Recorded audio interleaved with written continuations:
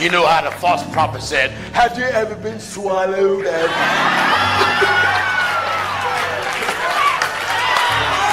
Would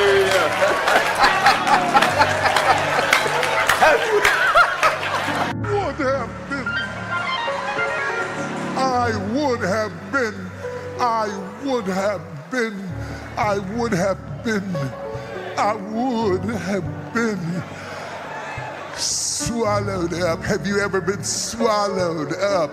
Have you gone through a time of swallowing where everything was overwhelming and you were at your wit's end? That is my point of view. I was with Floyd Mayweather. When I met him, I couldn't believe it. Floyd was like, hey, what's up, man? This my fiance, this my girl. They was both standing right there. That's what paper do, boy. You got that paper, people fall in line. Now, it's a shame that people fall in line because of the paper, but this is a fact. If you got that paper, you can bring your whole family to the barbecue. Not the family you have. I'm talking about if you got that bread, you can bring everybody to the barbecue and demand they act like they got some goddamn sense. That's my boy about her. That's my boy about him.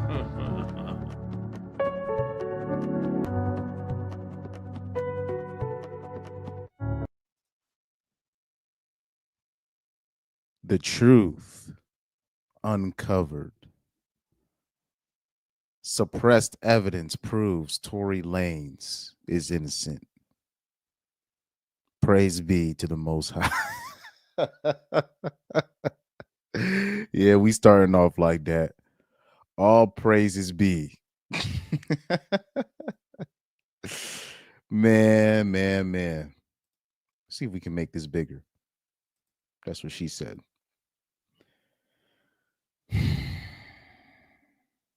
Those of you that might not know, this is from 36hourslater.com, 36hourslater.com. This is from 36hourslater.com. Just to show you, this is not just some fake site. From the Double XL magazine, Tory Lanez attorneys have released the new evidence that they say was suppressed and proves he did not shoot Megan Thee Stallion in 2020. On Thursday, today, the Canadian rapper's legal team launched the website 36 hours later, 36hourslater.com, where they provide an in-depth breakdown of evidence they say goes against the jury's conclusion that Tory shot Megan. The pieces of evidence to include Megan telling police and EMS she stepped on glass, the witness to the crime testifying that he saw a woman shoot the gun, and the lack of DNA evidence tying Tory to the shooting. The truth becomes clear when the facts come to light. A statement on the site reads, key inconsistencies, unreliable testimony, and missing evidence prove Daystar Peterson was convicted based on a flawed and incomplete narrative. The info dump comes on the heels of Tory Lanez lawyers claiming during a press conference earlier this month that Kelsey Harris' bodyguard revealed she admitted to shooting Megan. However, that information is not mentioned on the website. Double XL has reached out to Megan Thee Stallion's attorney for comment. The truth uncovered. The truth uncovered. So we will go into this in a little while.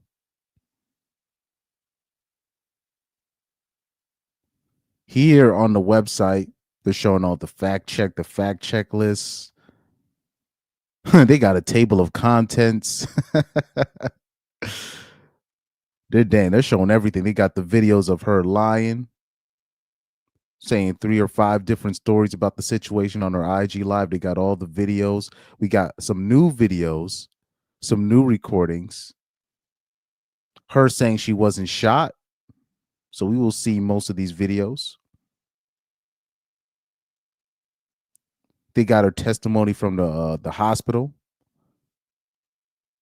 where she says, "I just stepped on glass." Well, they got everything on this website. They got everything on this website, but we'll go over this. Oh yeah, we definitely have time to go over this. We definitely have time to go over this.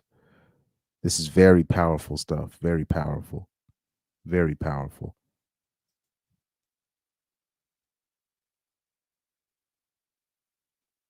Very powerful. Very powerful stuff. But anyways, let's go into this.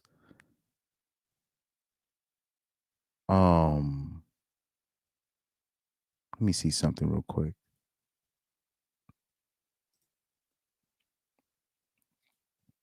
Because this is BW that's going viral.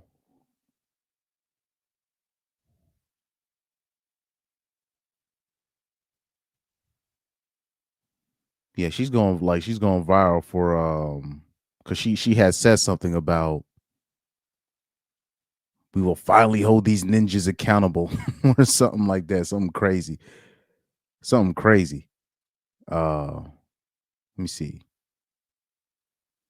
Let me see something real quick.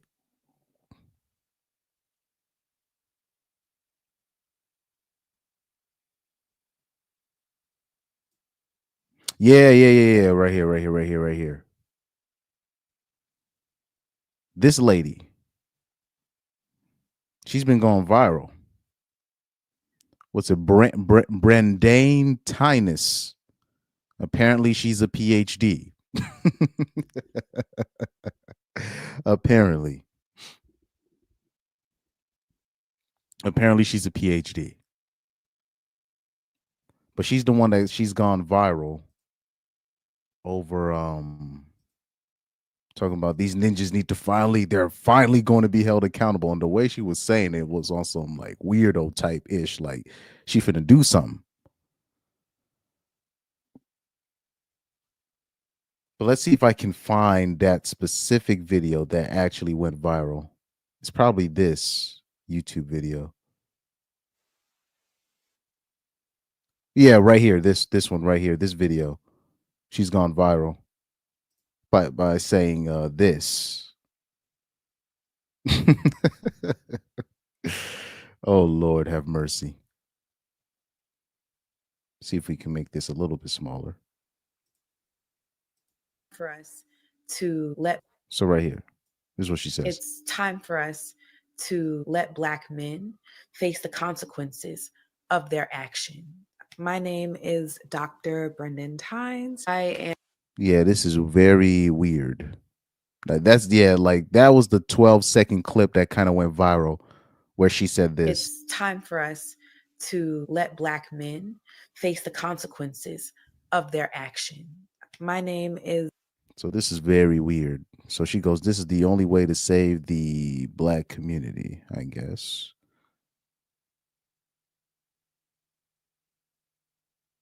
So this is I don't know where she's going. I'm not sure where she's going with this. But like I say, a lot of the stuff that BWs be saying nowadays via Twitter be just out. I'm talking about stuff that I don't even hear like Klansmen be saying, right? And I kept trying to tell you guys too, this is not hood rats. These are not hood rats. These are college educated BWs. You know, maybe they did grow up in the hood, something, but I'm just telling you, these are college educated. And we're already looking at her profile. Queer. It says this is what her profile says. Let me zoom in. I just want to make sure y'all see this too. Queer Black feminist, writer, scholar, advocate, host, Black, loved, free, my word / care / love / joy, heals generations. And she's from Baltimore. So she's based in Baltimore. This is not gonna end well. This can't be good. This can't be good. Oh Lord. Okay. And we keep talking to you about that, that crowd, that particular, the black feminists, the new black feminists, right? They're very dangerous because a lot of them are just playing. They're willingly playing the sapphire role. Number two, the powers that may be give them these titles, these certain positions, but it's fugazi. They know it, but the BWs don't know it, right? So they really think they're better than the average bear, if you know what I'm saying, right? Then number three, just because they're college educated, just because they're in a different bracket, doesn't mean they're not going to fall for Pookie. And in fact, these ones right here, these ones that you see, the ones with the PhD, the ones with the criminal justice majors, these be the ones that fall for Pookie the hardest, believe it or not.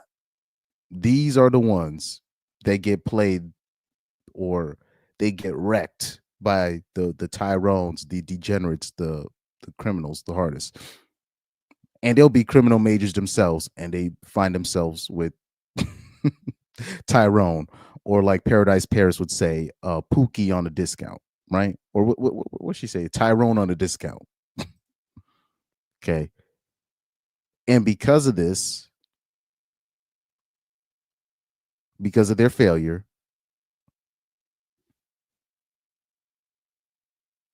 they're going to take it out on everybody. Because you never know what Tyrone passed on to them. You never know Tyrone burned them. You don't know Tyrone did something to him physically or STD wise. You don't know what they went through hell with Tyrone, even though she got a whole PhD. And because of that, every ninja is going to have to pay because of her poor dating choices. The nerdier they are, the harder they fall for Pookie. I've been trying to tell you, these are not, when you talking about, or if you're talking about the black feminists, if you're talking about the divestors, whatever, like I'm talking about the hardcore divestors, not the swirlers. There's a difference. I'm talking about the divestors. You talk about that Cynthia G crowd, these people, I will say this, most of them are not hood rats. Or they're just not hood rats on paper, right? They're college educated. Not majoring in anything important, but they are college educated. So let's see, because that particular clip went viral, but I guess she had as a response to that. Let's see. And so one thing. Well, actually, you know what? Before we go into that, I want to find out the full context of this. What she said, it's time to let black men face the consequences of their actions, which is kind of a weird thing to say. But let me see. Because this clip is like 51 minutes long. Obviously, I don't got time for all that. But let's see. It's here. To let black men face the consequences of their action. My name is Dr. Brendan Tynes. I am in Gemini, a reluctant anthropologist. Oh Lord. So you already know this bitch is lost her GD mind. Already introducing herself as with her zodiac sign. Talking about she's then on top of that neck, she's a reluctant anthropologist.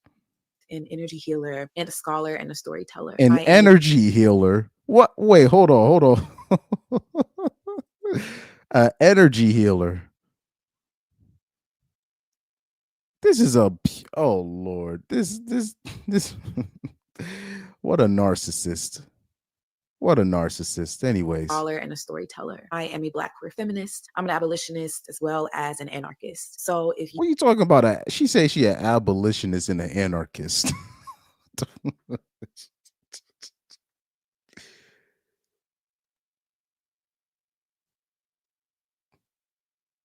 I will say this, man.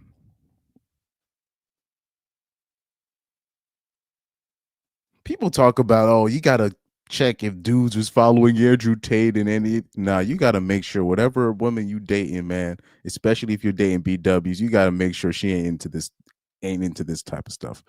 But I'll just take it a step further. Don't. I can't believe I'm saying this, but don't date him. You really need to step back and just chill off the average B dub, particularly if you know if she went to a certain type of a college, if she conducts herself a certain way, just leave that alone. Just leave that alone. I'm talking about college educated or not, hood rat or not. You might have to just step away. I'm sorry to the ninjas that really love their B dubs, but this is they have. I'm talking about they fell for it. That's all. That's all I can say. They completely fell for it. They completely fell for it. you already know that these are thought forms or beliefs that you do not hold, then this video and this knowledge quite literally will not resonate with you. If you are here, you probably know me from my podcast, Black Love Free, and you know me as an Afro-Carolinian queer Black feminist scholar and storyteller. And then also we got to make sure this too, because I do see this, and shout out to the people that have put me on game. We have to make sure, like, is she actually like an FBA, or is she like or does she have like African or Caribbean roots? Because there's a lot of, you know, women from the Caribbean or women from African countries cosplaying as FBA women, spreading rhetoric, and you'll have like FBA women in the comments like, no, we don't think this way. So I gotta make sure it, like, she's not Haitian or anything. She's not from my tribe, right? Because there's a lot of things that we will say, oh, this is FBA, but it's not FBA. So that is, I know people might get annoyed with the FBAs from time to time, and I understand, but this is something I've actually advised FBAs to do, because I remember I said maybe there might be a time where, you know, the Black people that really have American roots, right, where their ancestors were, what they say, American descendants of slaves in this country, right? They might have to kind of separate themselves in terms of make it clear, like, yo, this is our tribe. You know, the Haitians are one tribe, the Jamaicans are another tribe, the Cubans are another, you know, because there is a difference, because not all Black people are the same, right? And there's a lot of people I've noticed that are from my tribe, right? The Haitians or the Jamaicans or the Nigerians from, you know, the African continent, or Ghanaian, Cote d'Ivoire, et cetera, Cameroonian. And what they do is, even though they have different roots, they cosplay as FBA, right? They pick up the lingo, they talk like the so-called FBAs, right? And they will do something crazy, and it will get, their crime or their craziness will get attributed to the FBAs. And really all they're doing is cosplaying the FBAs. So that is something that, even though people might be kind of annoyed with the FBAs from time to time, the way they do things now, and I get it. Trust me, I get it. but they have to do that because there's a lot of people like this. Because I don't know where her roots are from. She's probably not even FBA, but we gotta, you never know. But we have to make sure that she's not this is not a cosplay attempt. We have to make sure of that.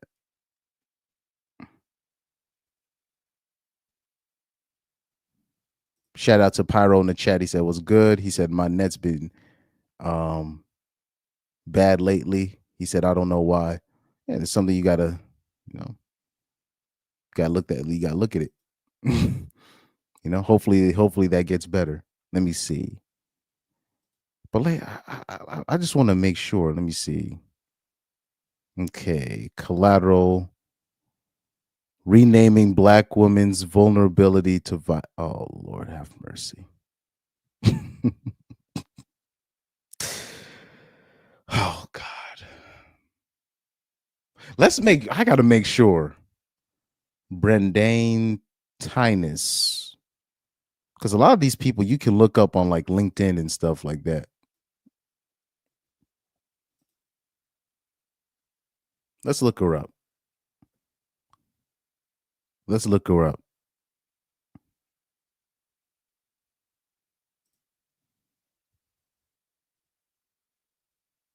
Let's look her up. Let me see what she got. Gender-based violence. Bless me. Sorry, guys. Yes, I blessed myself. This is her website. Okay. I'm looking for those where's her coaching what's her coaching link? But yeah, as soon as I saw energy healer, black feminist, reluctant anthropologist, I said this broad. Oh, and she's obese. Well, not obese, but she's fat. What I keep trying to tell y'all broads, y'all got to lose the weight. Because unfortunately, what happens is, and especially because she's not only is she overweight, well, not yeah, just she's got a weight issue. And not only does she have a weight issue, she's not built right. I can tell. Like, yeah, she kind of has she's got, like, if she's not careful, she can easily get that SpongeBob SquarePants type build. You know what I mean? Like, so she needs to be careful. So she has to be in shape. You know what I mean? Like, there's some I'll say there's a lot of B-dubs that can kind of get away with it because they might be shaped the right way at first, but her, nope.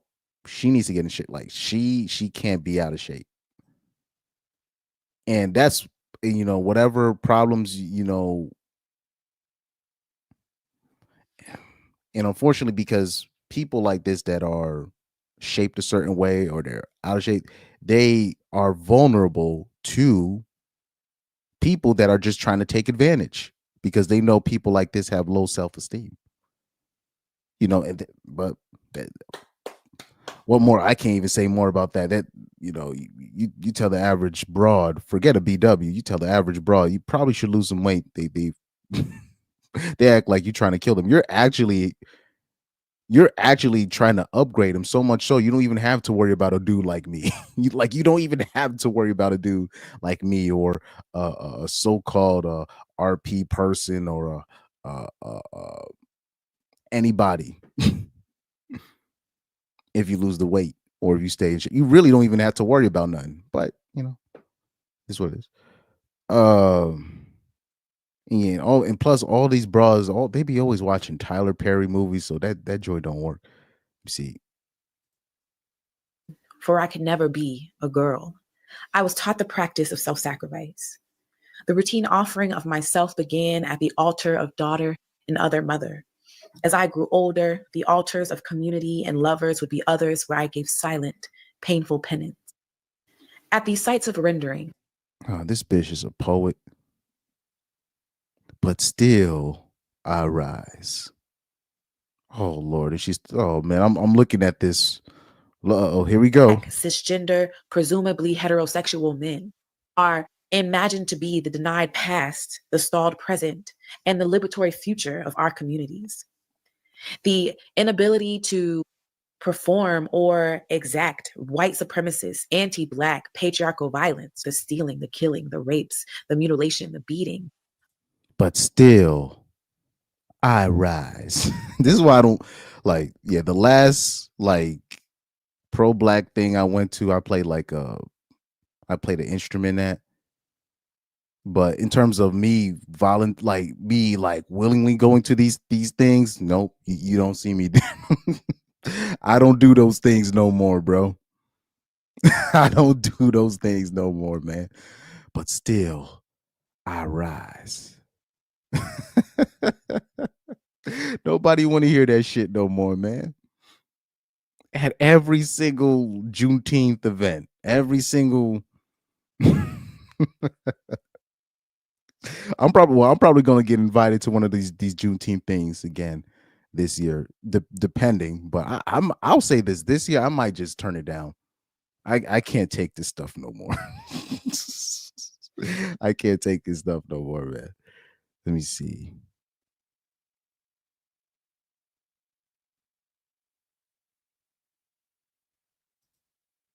Soul who lost his way, right? On his way to achieve girls, children, queer and trans people. They want to see themselves or aim to see themselves there.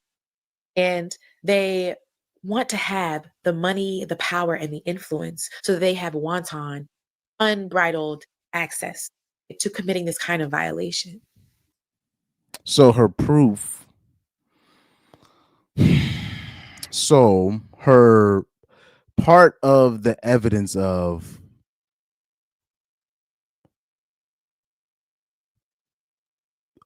I guess Black men facing the consequences of their actions, and so part of her evidence is to bring up the Diddy and Cassie case. What in the hell is she talking? I mean, bro, it was niggas that try to stop Diddy from being what he was. And Diddy done had a lot of these people killed. And you know who Diddy's biggest fan base was? Not men. It was women.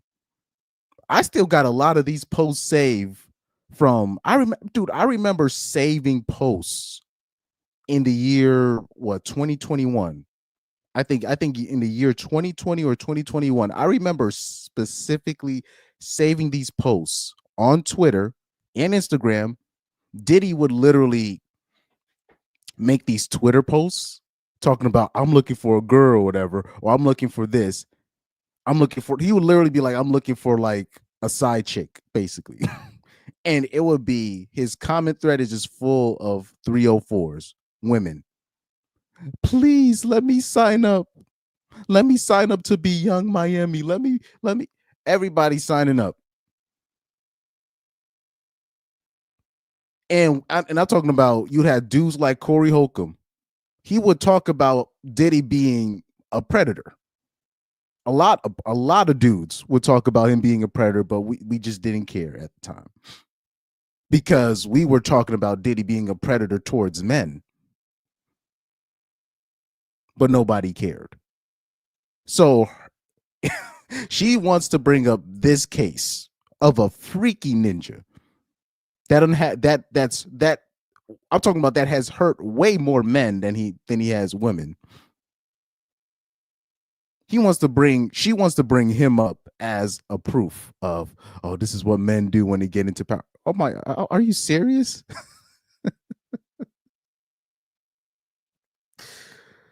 Oh my God.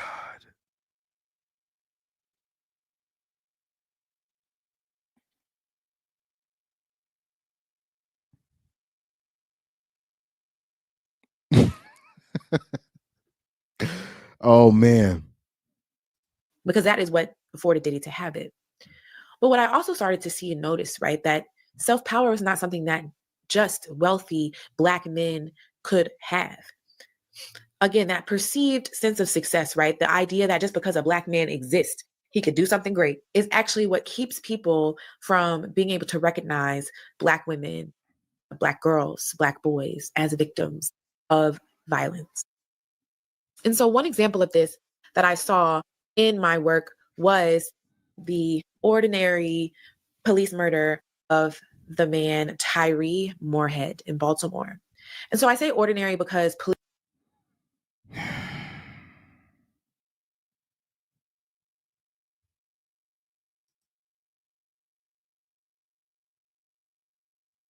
The impossibility of victimhood, ultimate victim disposable, ultimate killable subject object. So what she's going to talk about, I guess,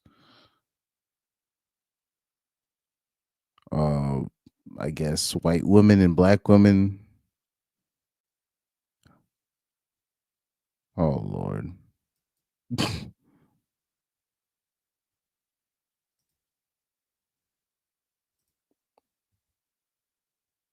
Oh, please.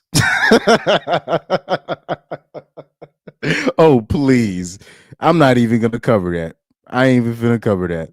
I'm sorry. I just saw the picture, modern sacrifice / property. Please. Please. Oh, man. Oh, man. Here we go. Okay. Let me see. the extent of her suffering, right? By being silent about it. Because if she is not silent about it, then she contributes to these legacies of white people who have violated Black men. And if you're with me still, right, you might be like, damn, bitches don't make no fucking sense, right? But this is what Black women, Black girls, Black queer and trans people, those who are gender marginalized, who are dominated by violence, are fucking expected to do. We are expected to be silent and see our sacrifice and the sacrificing of our bodies as necessary. We are expected to not only be silent, but allow the learning of Black men to not violate us to happen upon our backs or through our wombs, through our bodies, through our anuses. And I'm sorry if that seems graphic, but this is where the fuck we are. And in 2025? Not in 2025. Like in 2025, I'm gonna keep it a buck with you. Like most dudes want nothing to do with the average you. I'm just saying, like somebody like you, not necessarily the average B-dub, but someone like you, dudes are avoiding. So I'll say this. Low key, I see where she's coming from, because someone like this can only attract a man that's up to no good, because any man with sense is avoiding this. So any dude that sees this and still goes for it, he's clearly up to no good. Because any man with sense is avoiding this. So the only kind of dude that she could attract is somebody that's going to take advantage of her or try to sell her something. it is disturbing. It's disturbing. It's disgusting. It is disgusting.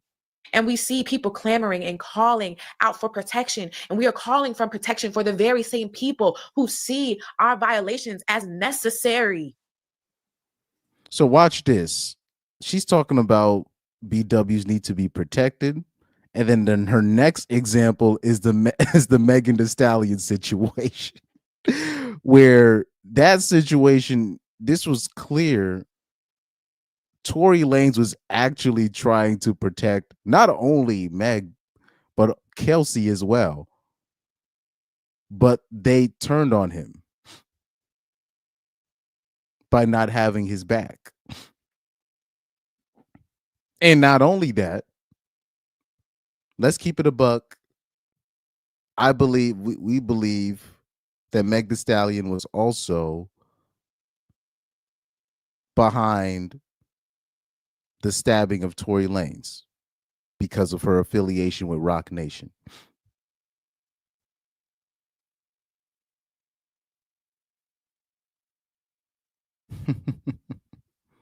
To say that these men who actually have done the violence and done the harm should escape accountability, or, well, of course, in the case of the criminal legal system, punishment. What I am. So she brings up two cases that actually dismiss that actually kind of hurts her own case.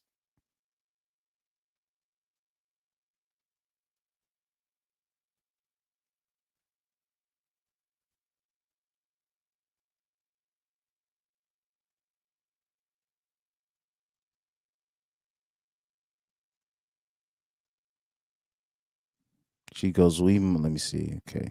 And commit to a path and to a way of ruthless self-devotion, one that you must allow your pain to be felt and known. We must claim ourselves by any means necessary and commit to a path and to a way of ruthless self-devotion, one that says, okay, if you choose to violate me, if you choose to harm me, and you see that harm as an integral part of your living, then all right, honey, you cannot be a part of this liberation. I will not fight for your liberation. I will instead let you see the consequences of your action. We can no longer submit to that internalized anti-Black thinking that is our deserving place to be sacrificed. Because we have to think, we have to consider, right?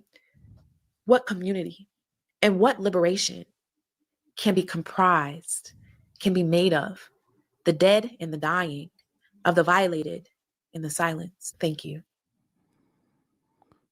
You're welcome. And I want to be clear about this because I know there are folks who will be like, oh, aren't you an abolitionist? You're telling people to report people to the police. No, I'm not saying you need to run, and report people to the police. What I'm saying is that we no longer need to be silent about our pain that allows those who violate us to both benefit from the power and the experience, right, that they gain from doing the violation, right? There's already a benefit in society from that, right, of violating us. They also benefit from our silence, right? They're able to construct these images of themselves as people who are upstanding members of the community, right? They're able to show themselves as people who are deserving of platforms, right? Who deserve money, time, and energy. We have to speak. Let me see. Pyro said Juneteenth event, is that the event when Black folks spike the assault violations? Nah. He said a woman like that is definitely a problem. He said, Chris, did you know he got shanked by a PDF file who killed a kid because the kid didn't want to give him nothing anymore? Yeah. Yeah. Yeah. Yeah. And not only that, it was BW's on Twitter, on social media, praising the guy, and not only that, donating to his GoFundMe. Yeah, hey, that's all I have to say is, I mean, what more can I say? What more can I say? We have to refuse to be silent about our pain, about our violation. That is the only way that this violence will end. Grace is not going to stop these niggas from hurting us. Understanding. Grace is not going to stop these ninjas from hurting us. Oh, Lord, here we go. It's not going to stop these things from hurting us. It is time for Black men to face the consequences of their actions. And so that's all I got. I hope that this was helpful. I hope that this provided you with some language, some learning. I know that these topics were hard to hear. And so if you are dealing with domestic violence yourself, if you need to heal from your own experiences,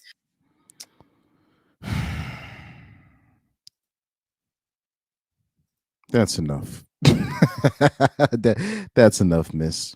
But at least I did get some context on why that went viral, because it was only that, basically that last 10-second part that went viral, where she said it's finally time for Black men to face the consequences of their actions, right? So let's hear her own response to that part going viral. Let me see. And so one thing I want to get clear right here, right now, for all of you motherfuckers who think that you are doing the right thing by using the legacy of our ancestors who were lynched to excuse, silence, and support the violation of Black women and children by Black men within our own communities, I want you to know that here, right now, everything you do will not prosper. The ancestors are not pleased, and they tire and are extremely angry with those who would use their wrongful deaths, their lynchings, their rapes, and their murders as justification to abide by oppression and to abide by white supremacist, anti-Black ways of living and thinking. You think that an ancestor that was strung up in that tree is happy with you because you think it's your duty to violate Black women? You think that ancestor is praying for your high. Okay, that's enough. Nah, I'm playing. We'll let it play out. I try to pull this. There's a dude from Connecticut that went viral with this comedy routine. Hold on. This is dude that went viral in Connecticut. Let me show you. Because somebody had a soccer buddy of mine had put me on game that he was from Connecticut and that he went to school with him, and I was like, no wonder why I kind of liked his his approach. Let me see. Emotionally unavailable men comedy thing. Comedy. Let me see. Yeah. Andre Kim. Apparently, Andre Kim is from Connecticut. So this is one of the funniest things I've seen. I had to give him his props. Apparently, he's from Connecticut. I didn't know this, but let me give him his shout out right here. Let's take a look. This is funny. You meet a lot of emotionally unavailable men. Yeah. What does that mean? They let me know like a month in or so. They seem All right, that's ready. enough. I think.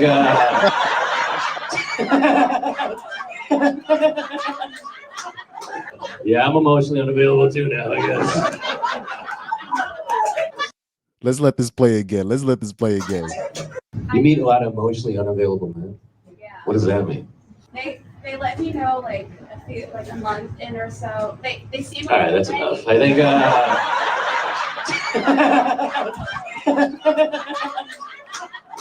Yeah, I'm emotionally unavailable too now, I guess.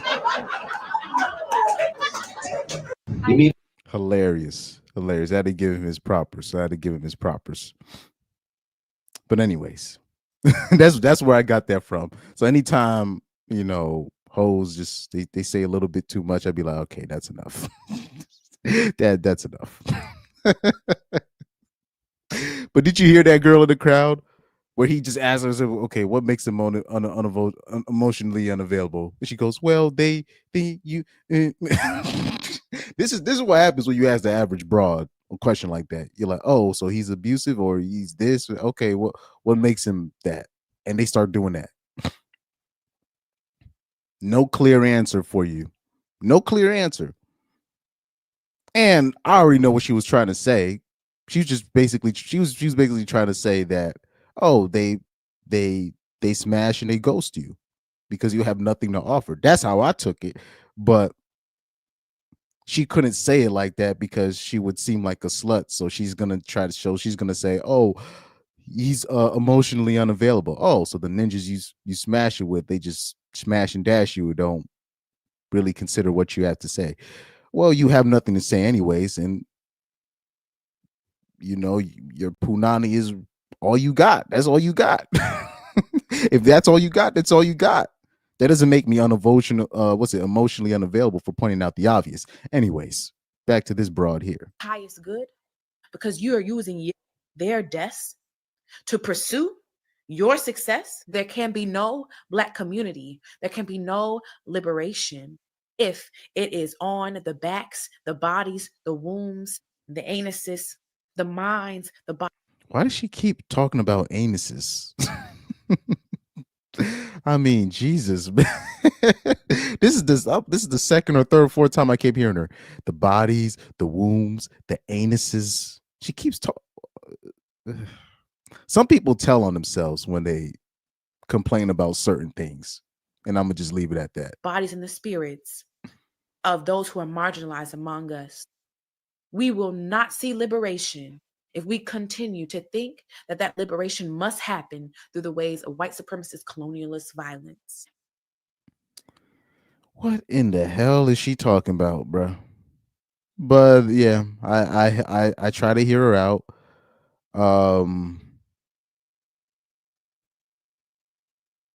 I try to hear her out, but yeah. I tried. I tried. I tried. I tried. Oh, perfect timing. Look at this video right here. I saw this video. So this is very interesting right here. The same people, you know, complaining about men being violent, men being this, men being that, blah, blah, blah. Now watch this video right here. Watch this video. We both have the same type of man. Like, we like a nasty fucker. We like a fucking criminal. Like, straight up someone who is so visibly violent. That is our type. Like, someone that if we bring them home to our parents or show them to our friends, they're like, what the fuck is wrong with you? Why do they have gold teeth? You should never even have approached that man in the first place. That is someone who will lead you into a violent and tragic death. And Natalie and I They're gonna kill your dog. They're gonna kill your dog. They're gonna kill or fuck your dog. And Natalie and I are like, hot, hot, hot. We both have the same type of man. Like, we like. This is why dudes are stepping away, because I think dudes are finally realizing, like, oh, they're just, they complain about their problems, but they cause their own problems so they can just complain about them later. I will say that's most women.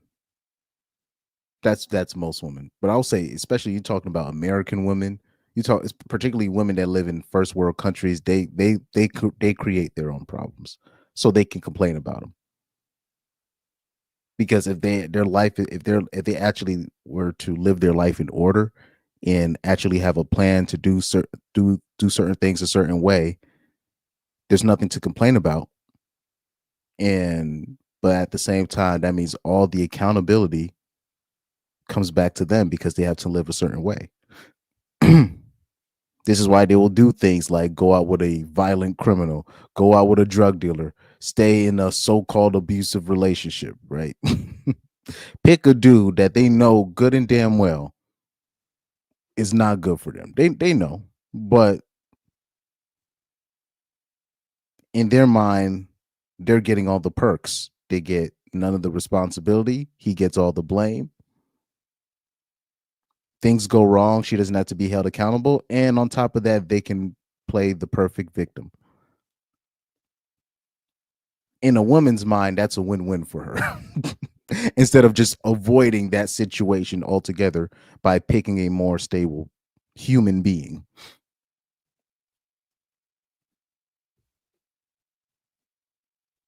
Now, I will say this. I hope this is a skit. Let me see. Whole Math had reposted this video. He said, these women are trash, but all people who never grow up are trash, and people are not growing up anymore.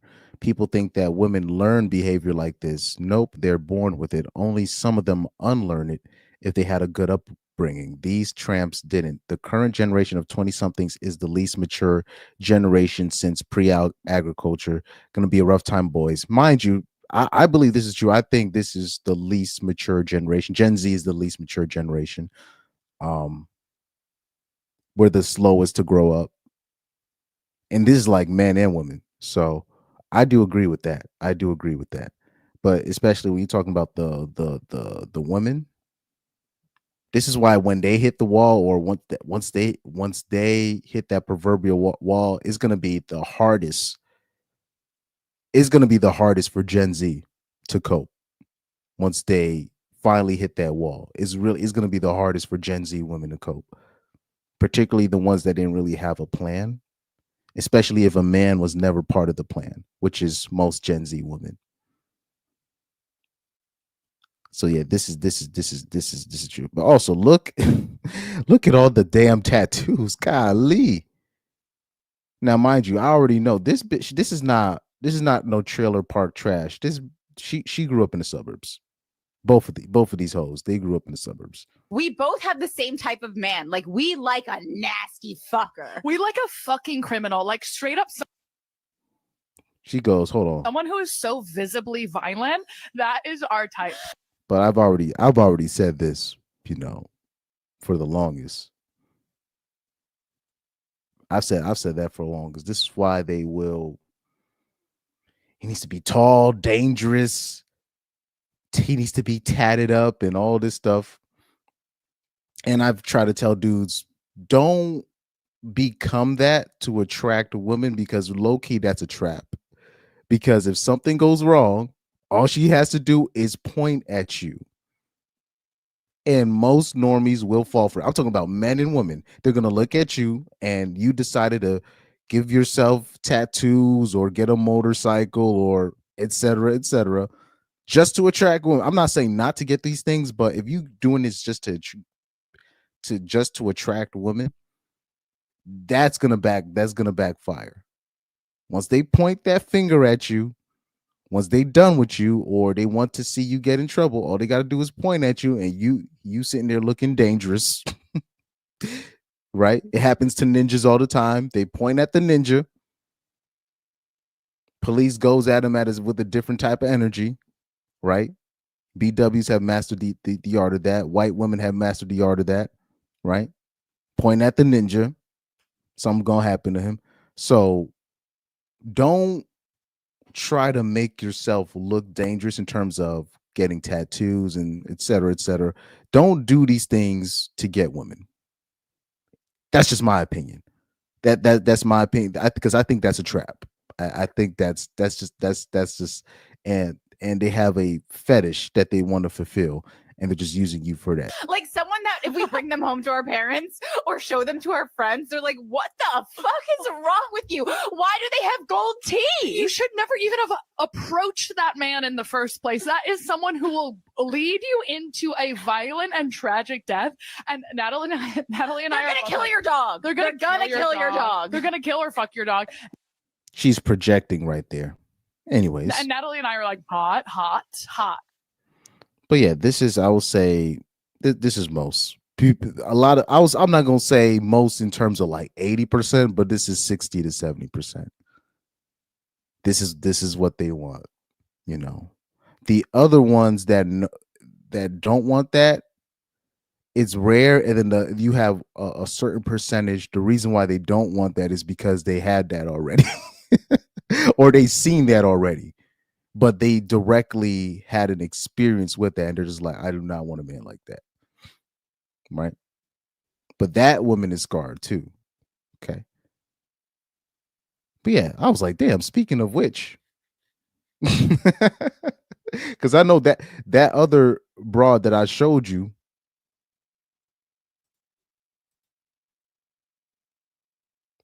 that other broad that I showed you, Brenda Times, whatever her name is, Finest. I'm pretty sure that's her. Those are the type of men she's having sex with. I can damn near guarantee it. I can damn near guarantee it. She is not sleeping with nerds like her. Because if she was, she would not be making videos like that. I promise you. I promise you, man. I promise you.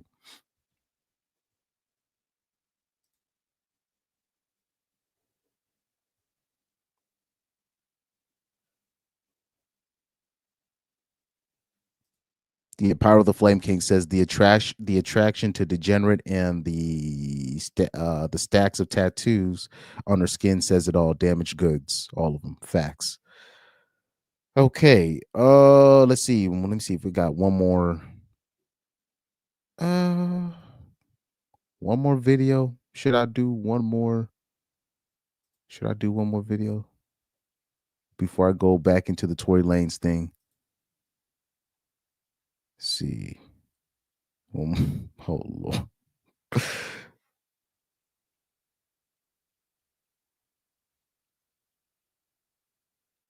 Oh yeah, Drew. The broad here was Drew Afualo. She went viral again. I'm not sure. I'm not sure why. But remember, I had already covered Drew Afualo, and I kind of exposed what kind of chick she is. She was exactly what I thought she was, and more. I'm talking about to proving my point to the umpteenth degree. The inherent fact that men are evil. The inherent fact that men are evil. That is true. Like man as a whole is evil. Like just as an entity, a general idea. Men have inflicted violence and oppression on the world in ways that are irreparable. Like it's okay if we say that out loud. It's okay if we say that men are inherently evil. It's like it's not all men, but for some reason, always a man. Every time something terrible happens, always a man. Like 99% of the time. So I feel like it's a lot simpler than people may think. I don't hate my man, I hate most men. And for me, I think given what men have done to me personally, to people I love, and the world as a whole, if they all start guilty and have to work their way to innocent, it's not really a big deal to me. I feel very like convicted in that. It's very like, if you're not awful, prove it. Yeah. Quit talking about it and fucking do it. Because the men who complain that they really hate hearing like, oh, what about all men? Oh, all men, all men. A lot of this, not a lot of action. Now, I don't understand how this doesn't qualify as hate speech, but me saying incels are not the problem qualified as hate speech, so much so that it put a strike on my channel. I don't understand how that works, but it is what it is. Now, mind you, remember when I did the live stream on Drew Afualo, I showed you her Instagram profile, and we saw that she has a boyfriend, and not only does she have a boyfriend, the boyfriend is literally a Chad. Like like the boyfriend, like he resembles Jason Momoa, like with his stature, the tattoos, the height, the muscles, everything. And I was like, I'm like, Drew Afualo is exactly what I thought. She's the chubby girl in the group that talks the most greasy about men, but behind closed doors, she's cooking, she's cleaning, and she has a Chad boyfriend who I'm pretty sure she lets him cheat. I'm talking about she's talking all this crazy this stuff now. But if you see her boyfriend, you're like, oh, I know exactly what she is. I know exactly what she is, because you heard what she said. She said, I don't think my man is evil, but I think most men are. I'm like, oh, okay. We already know that the type talk, because it's usually the torta in the female friend group, the chubby girl, or the one that looks like Shrek, that resembles Shrek, that's gonna talk the most ish about your man, or if you're in a relationship with the average girl, she's gonna have a friend that resembles Drew Afualo and that talks similar to her. And then that girl, I'm pretty sure the Drew Afualo, she's telling girls, you need to do this. Oh, you need to leave your man for this. You need to leave your man for that. And then behind closed doors, she's doing everything for her Chad boyfriend, or she's the side chick to the Chad boyfriend, and she doesn't care. I'm talking about doing everything: cooking, cleaning, rubbing his feet. I've seen this stuff, bro. I've seen this. That's why I knew exactly who Drew Afualo is. I was, as soon as I saw her boyfriend and I see her post and how she constructs her social media page, I was like, I know exactly who you are. I know exactly who you are. Since we got some time, let's see if I can bring up her. Let me see if I can bring up her page on Instagram. Not TikTok. I'm not gonna bring up her TikTok. I'm gonna bring up her Instagram page because this is important. Drew Afualo. Mind you, she got 1 million followers. 1 million followers. And people are wondering, damn, how is she able to get a boyfriend like that? There's a lot of fat bitches that be having like Tyrone's or Chad's as boyfriends, or they have a Chad or Tyrone in their life that they're taking care of. Now, I'm not sure what his money situation is looking like, because there's literally nothing about her that's attractive. But I'm telling you, she's probably taking care of Broski, because I never really saw what his job was. So she's probably like literally paying for him, because a lot of the time when you see a Chad or Tyrone, I don't think. Oh no, that's not him. That's not him. I'm looking. Where's he at? Weren't they just right here, right here, right here. This guy right here.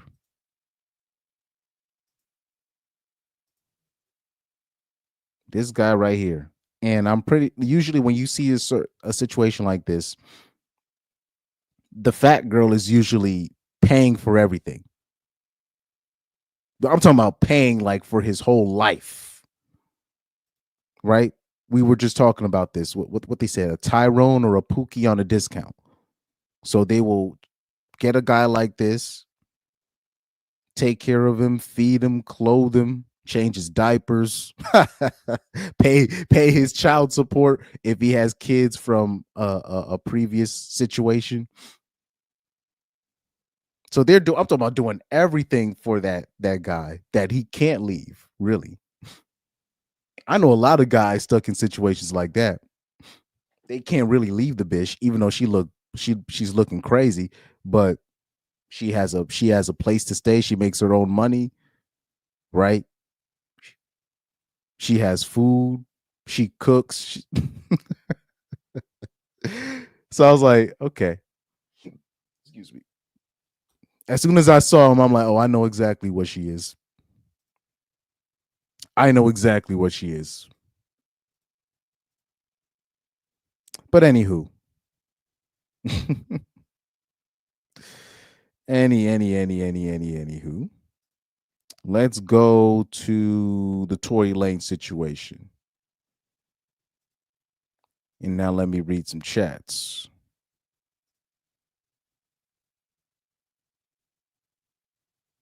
Think before you send talked about this. By Pyro's referencing Think Before You Sleep. The channel Think Before You Sleep. Oh Lord, I got hiccups. Get some water real quick.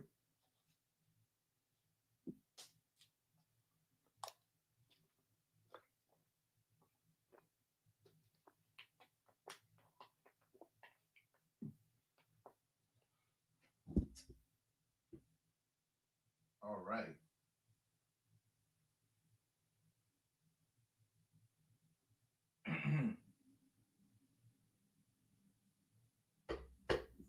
Okay, my group chats are going crazy, but I do not care. They're probably talking about nothing. Respectfully. But anyways, let's talk about Tory Lanez. The truth uncovered. Suppressed evidence proves Tory Lanez is innocent. They say for best viewing results, please turn your phone and refresh the page if you're on mobile. The truth becomes clear when the facts come to light. Key inconsistencies, blah, blah, blah, blah. So if you guys get the chance, go on 36hourslater.com so you can also read the report. I will put the link in the chat. 36hourslater.com.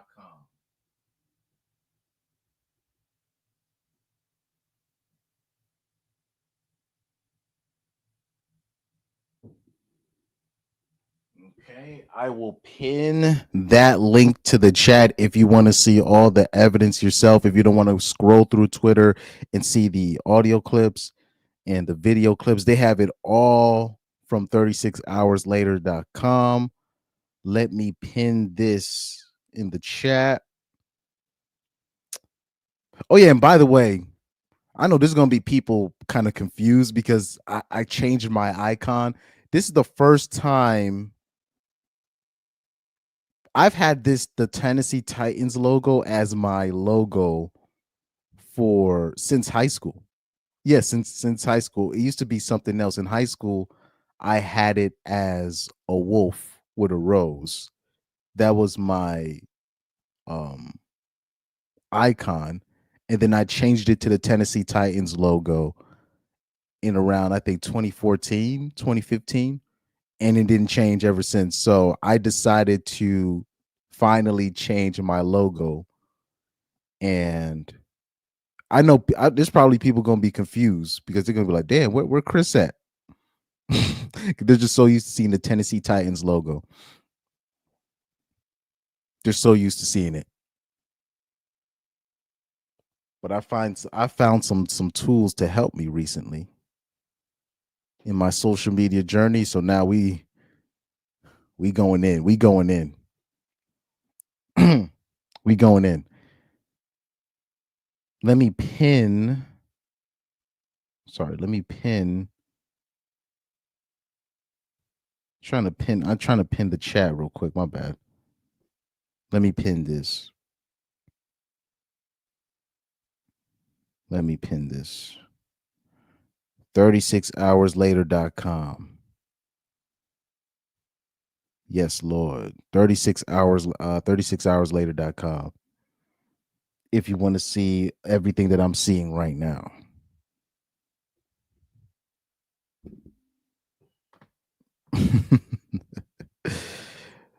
Okay. Fact check lists. Megan told police and doctors she stepped on glass, not shot. Video and officers confirm Megan stepped on a glass bottle, not hit by gunfire. Sean Kelly testified 2 women fought in the street. One fired first. Tory was still in the car. And these are basically the 2 kind of videos that we're going to be seeing and audio clips that we're going to be seeing. Said Kelsey tested positive for gunshot residue. Her DNA was never tested against the gun. And like I said at the time, I said this in 2022. There's a reason why she was granted immunity, and for some reason, people, the normies didn't find that suspicious. Okay, Kelsey received free rent for a year after the shooting. Who paid and why? I remember somebody did bring this up, but I didn't know if that was true or not. But I was like, you know what? Because when I considered the source, I was like, they might not be lying about this. But apparently these are facts. It says EJ said an object in the girl's luggage looked like a gun. Megan claims she spoke out in response to Tory, but the timeline proves she went public first. Tory's DNA was not found on the magazine. Only 0.01% on the gun, statistically irrelevant. 90% of DNA on the gun belonged to an unknown male, not Tory. Tory's jail call apology was about the drama of sleeping with 2 friends, not a shooting. Oh yeah, let me highlight that part real quick because I was shocked. Because I remember when that phone call came out, I overlooked it because I didn't think people took that. I was so surprised people thought that was a confession. Let me bring up that phone call real quick because I was surprised how stupid people were when it came to that. Because I overlooked the phone call because when I heard it, I was just like, oh, this is what happens when you he just doesn't want to say that, oh man, I'm sorry for putting y'all through the situation. This is what happens when you're smashing 2 women at the same time. You end up and then something happens because of it, then you have to call and be like, yo, what happened? So I overlooked it, but people took it as that was a confession. And I was really shocked. I'm talking about even RP creators I respect stopped defending Tory Lanez because of that phone call. I was like, that phone call doesn't prove anything. But it was a lot. I'm talking about there was like older RP creators or people on the right, or even black content creators that stopped supporting Tory after the phone call. And it was clear they missed the situation where like Tory Lanez was smashing Kelsey and Meg. You know what I mean? So I think a lot of people missed that. And that was one thing that I try to make clear in 2022. I was like, look, bro, like, yo, he was smashing both of them broads. I kept trying to make that clear in all those videos, but there was a lot of people that were missing that kind of context. And I think if people knew that, they would have understood that phone call better. But let me bring up the phone call. Tory Lanez phone call. Yeah, because I was shocked that people thought it was a confession.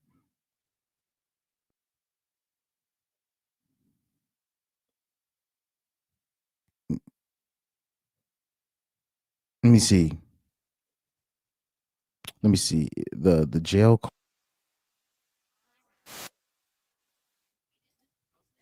And faces up to 22 years timber. An inmate at LAPD jail. This call is subject to recording and monitoring. Press 1 to accept the call. To deny this call, thank you for using Telmate. Hello? Hey. Y'all got out, say some anything. Huh? Y'all got out and everything, y'all good? Megan's still in the hospital. I'm outside the hospital. What hospital y'all at? About what? You said what? You're listening to Street TV. I said Megan's in the hospital. This is 50cent.com. No, I'm playing. Remember when 50 Cent would have these phone calls that he'd be recording? Like remember when he would record Young Buck when he'd be crying and stuff? He would leak it on his YouTube or his website, whatever. And then you just hear the recorded phone call. Then out of nowhere, you just hear this 50cent.com. This 50cent.com. Oh, those are some good times, man. Anyways. Hospital still. I'm outside the hospital waiting. What hospital are you at? I don't know. Let me see. Cedar, something like that. Cedar. Yo, bro. Sure. Regardless, I know she probably never ever gonna talk to me ever again, but bruh, I just want you to know, bruh. Nigga, I was just so fucking drunk, nigga. I didn't even know what the fuck was going on, bro. That ass. I didn't even know what the fuck was going on, bro. Like, that ass, nigga. I'd never do some shit like that, bro. Just that, nigga, I was so fucking drunk, nigga. I just didn't even understand what the fuck was going on, bro. Like, so whatever. Yeah. Bro. But, regardless, that's not gonna make anything right. And that's not gonna make my actions right, bro. But I'm just deeply sorry, bro. I never even moved like that, bro. Like, never moved like that at all, bro. Like, for real, dog. This is 50cent.com. No, I'm playing. I'm probably gonna get sued. 50, please don't sue me for doing that. I just those were probably low key the best times of my life. I ain't even gonna hold you. I know there's a lot that happens, but a whole lot, bro. Like a whole lot, bro. I feel crazy, bro. But in this day, like what happened already, bro. I can't take it back, bro. I'm just telling y'all, I'm sorry, bro. Like, you're listening to Street TV. But when he's talking about, man, what happened, I can't take it back, blah blah blah. This is what happens when this is how you talk to the women. You know what I mean? When you're in a situation when you got caught up, messing with both broads. I done seen this happen with dudes. This is the phone calls that they got to make to the broads after they get caught up, and then something happens because the broads end up fighting or something, and then something crazy happens, but then the man will take the responsibility for the crazy thing happening. I've seen this happen many times, but I guess I think a lot of people were missing that context that Tory Lanez, he was intimate with both Kelsey and Meg at that time. I was just too drunk, bro. You know what I'm saying? When I got to the house, shorty, like, all top niggas, they gave me like 5 shots, like, off the door, like, you feel me? So I was out of there, like, wasn't even there with niggas, like, you feel me? We was taking shots past that time. I wasn't even there with niggas, like, bro. I don't even remember what we was even arguing about, bro. Like, you feel me? Like, yeah, no, I didn't even. I was already fucked up by the time you got there, so I don't know how much. It's like, but tell me what hospital she's in. You're listening to Street TV. I just told you, Cedar Medical. Alright, you ain't got Quan's number, right? You ain't got my security number. Quan, I do have his number. Can you call this nigga Quan and tell this nigga, bruh, you get a chance, but just figure out what you gotta do to bail me out this shit. Okay. Thank you, bro. I appreciate it. I'm sorry again, bro. Like, I think honestly, I think we're gonna try to, because obviously, like, the longer you're in there, the more hot it's gonna get, because it's already on. Like, there's no names released yet, but the report is already out. But like, out is what? What you mean out? It's on some app. Megan's team is on top of this. So, yeah, but like, niggas don't. There's no way that Megan's on like the thing. No, what'd you say?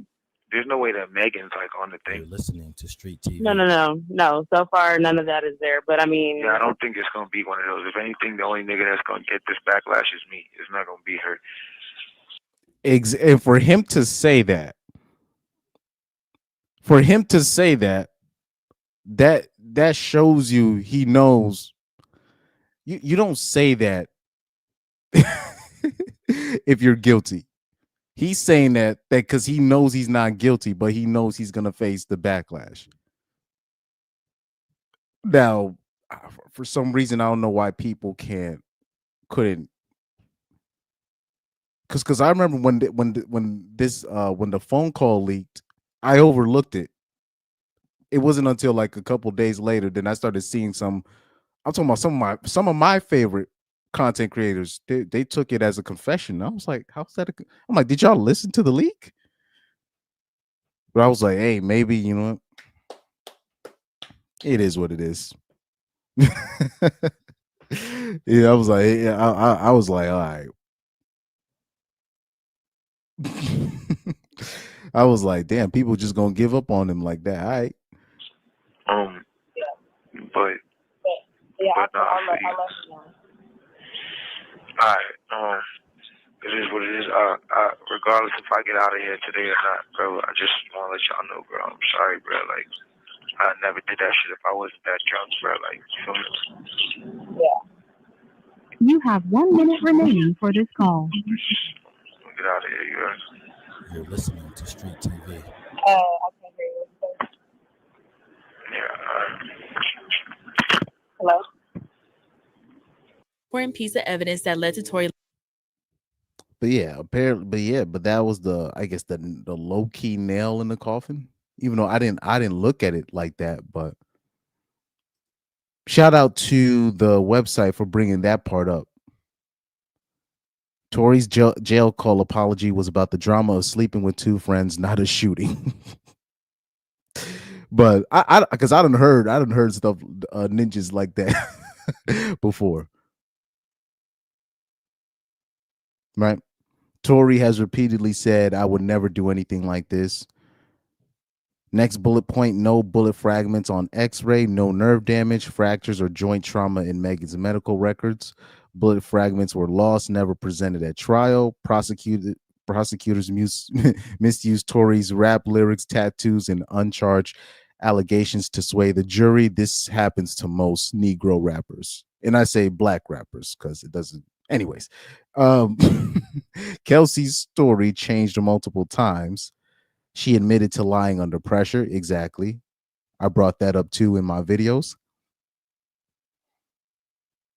It say Megan's own timeline and injuries don't match the story of a shooting. Okay. You got the table of contents here. Uh-oh. I ain't get cut by no glass, but let me tell you why they saying that. I ain't get cut by no glass, but let me tell you why they saying that. Oh, Lord. Here we go.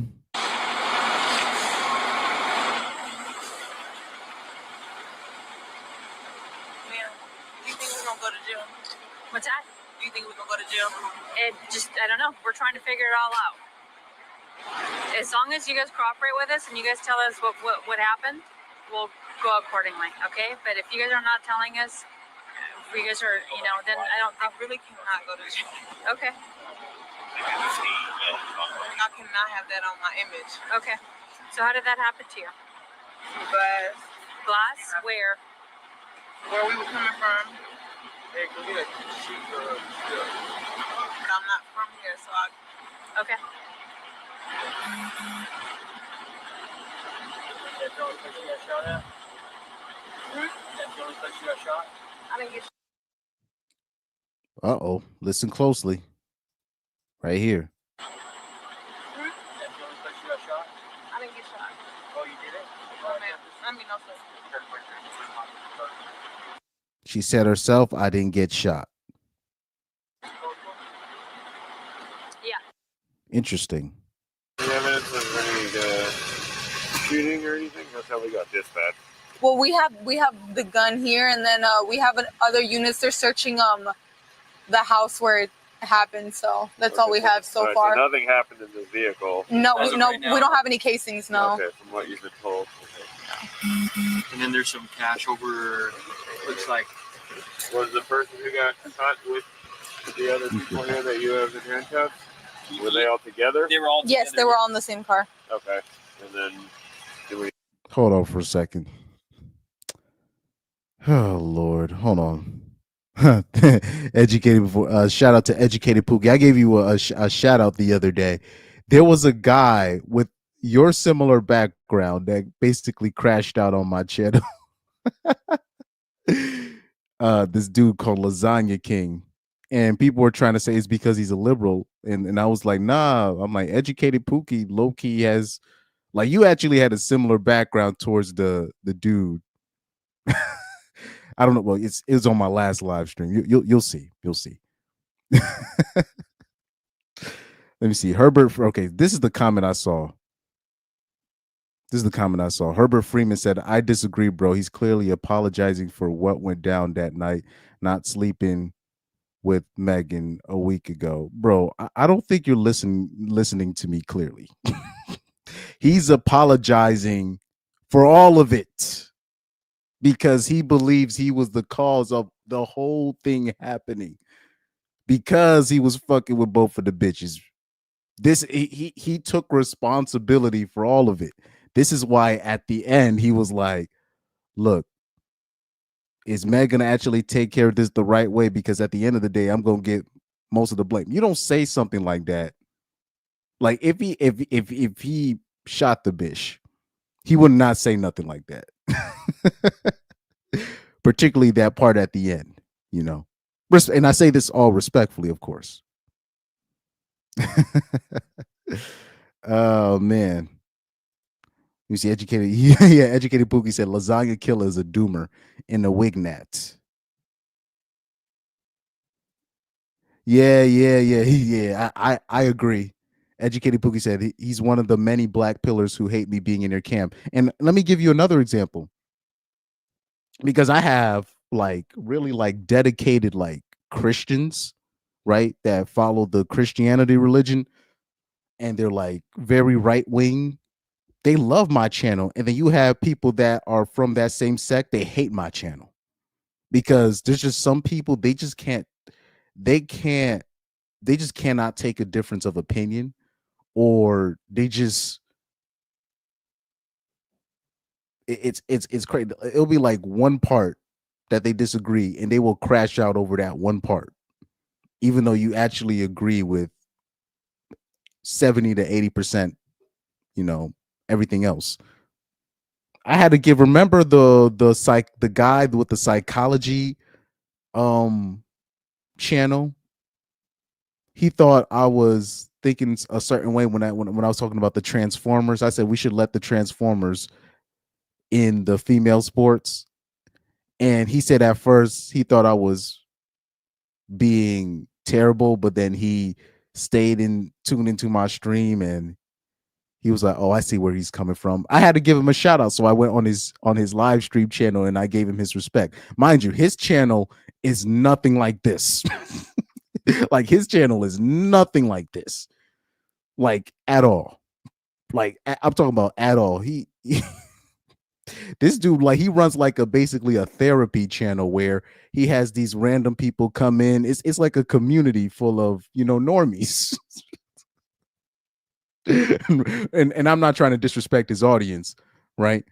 But he came on and I had to give him his respect. I'm like, you know what? Thank you for like not crying about my opinion and actually staying and listening, and just he understands where I'm coming from. I'm not saying he agrees, but at least you know what I mean? It didn't end in tears, and it doesn't have to. I grew up during a time where you would have your liberals, you would have your Republicans, and they would make like you could literally make fun of each other's candidate and still be cool the next day. Like you would just regularly, like, say if you were a Bush guy and the guy was a liberal, the liberal guy would make fun of the guy liking Bush. He'd be butthurt for a little bit, but he'll be able to move on with life. And then say if the other guy's a Clinton guy, you make fun of him for liking Clinton, you can just make fun of him and then you can move on and they would still be friends. That's how I grew up. It was like that's how it was. But nowadays, and it started off with Barry O. If you had anything to say about Barry O, then you were racist, and it started off with him. And now it's to the point, if you like a certain political candidate, it's over. It's not even a discussion no more. And you could literally risk losing your whole family over a political opinion. Let me see. Where's Educated Pookie's comment? Oh, right here. Exactly. He said, "Facts, Chris. Tory isn't that dumb yet." He's not. First of all, like say if he did shoot Meg, which obviously that's false. He's not gonna go on a jail phone call where we know where everything is monitored and actually admit to that. Oh man. Tory was just trying to be a real ninja. I've heard conversations like this. I'm not saying because I've never been in a position where I'm messing with two chicks at once, but I've been with dudes where they're messing with this chick, they end up meeting, fight happens, a weapon is pulled out. These things, or they find out about each other at work. I've seen this happen. Dude has to come in, he has to fix it, even though they're the ones causing the violence. The dude ends up taking the responsibility because he didn't tell them about each other. I've seen this so many times. These are the type of apologies that they, "Hey, yo, you good? And, I'm sorry about what happened." They take responsibility of the whole thing happening.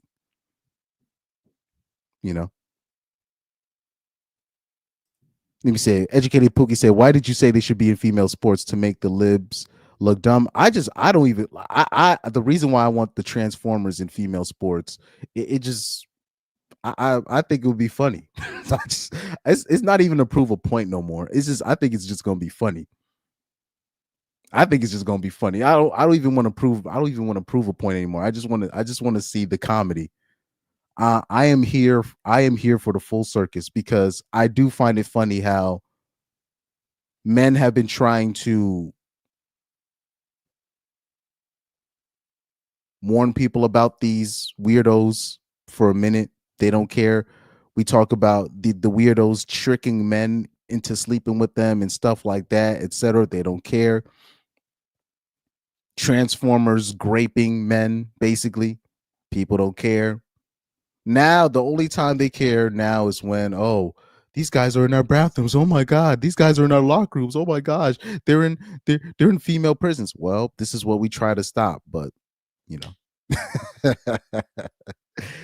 Herbert Freeman says, bro, if that's the case, he's responsible whether he pulled the trigger or not. Anyone with half a brain knows you don't smash best friends. That's asking for trouble. Now that I do agree with you. That I do agree with you, Herbert. Believe it or not, I agree with you with that. I agree. I agree. I agree. Believe it or not. I agree. 100%. Let me repeat this comment. He said, if that's the case, he's responsible whether he pulled the trigger or not. Anyone with half a brain knows you don't smash best friends. That's asking for trouble. This is true. This I can't disagree with that. Can't disagree with that. Even though even with that situation, I blame that more on Meg because Meg and Kelsey were supposed to be friends. The problem is Meg had a history of doing this to Kelsey, right? So whatever any dude like Meg would introduce certain dudes to Kelsey, but Meg Thee Stallion would backdoor her own friend, and she would do this many times. And Tory Lanez was the last straw. You know, that's my opinion on that. But yeah, that is correct. I can't disagree with that, right? Educated Pookie said it's funny people mad at me for being black pill when there are female black pillars on YouTube now, echoing a lot of my sentiments. Yeah, I've been seeing a lot of broads lately on Twitter saying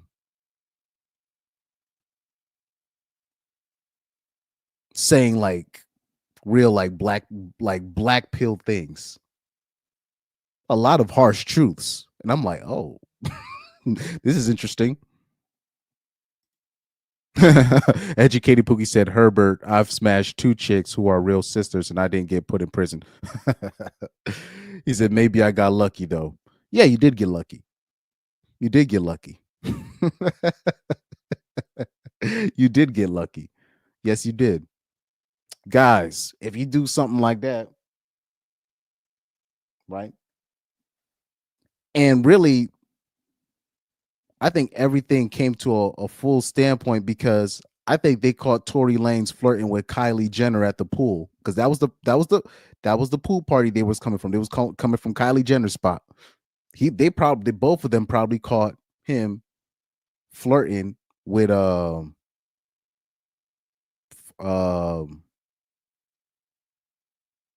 they probably caught him flirting with Kylie. It's a whole other story.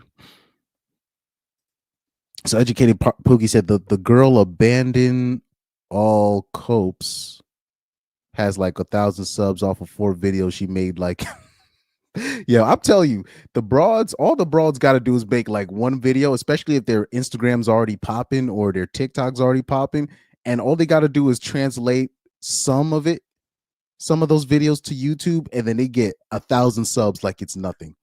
Like it's nothing. Man, I'll say it like this, bro. I don't know how these 304s be broke out here. I don't even understand. The work that I had to put in, the amount of videos I had to drop for me to get 1,000 subs.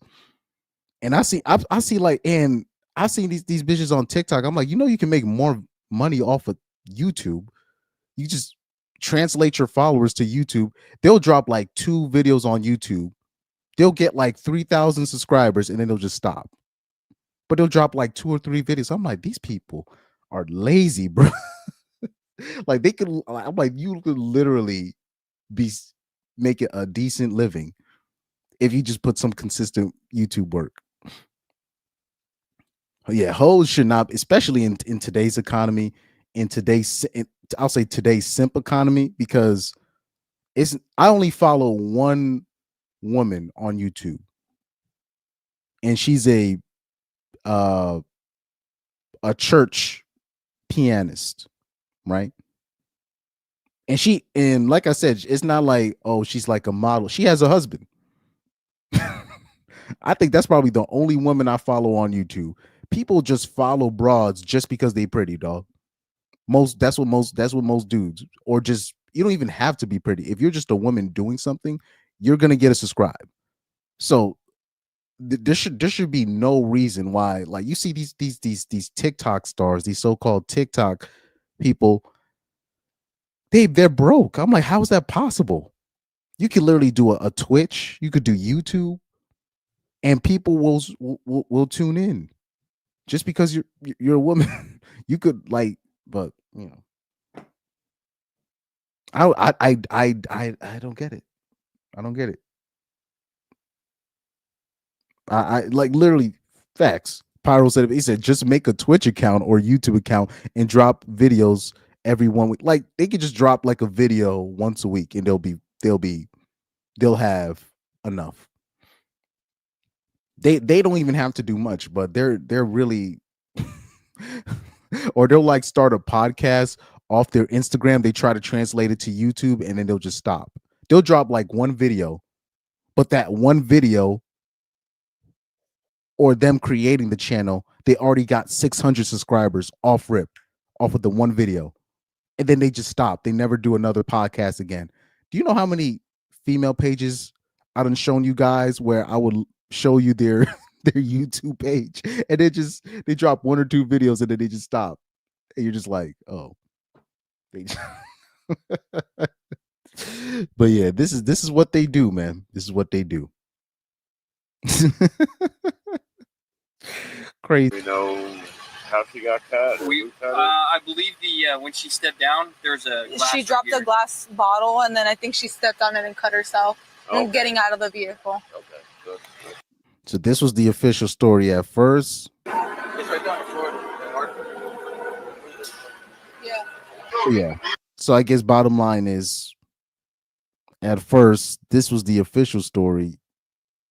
The cuts or whatever the damage was from her stepping on glass, and then all of a sudden it turned to, Tory shot me in the foot. You know? In her own words, the police bitch was being so rude, but what happened in the hospital? Right here. And so what happened was you were just one ball stick in the foot. My right foot, I just stepped on gas for evidence. So you were already hurt when you got into the and then at that point, your friends were already down when you went to the hospital.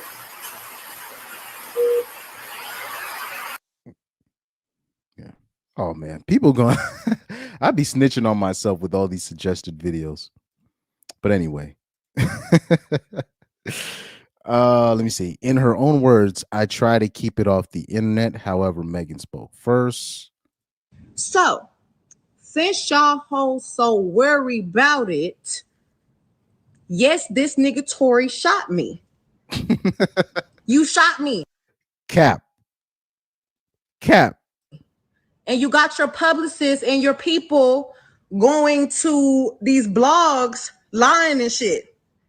Stop lying. Why lie? I don't understand. I tried to keep the situation off the internet. That's cap. She says she tried to keep it off the internet. The timeline contradicts Megan's claims. Megan claims she spoke out in response to Tory, but the timeline shows she went public first.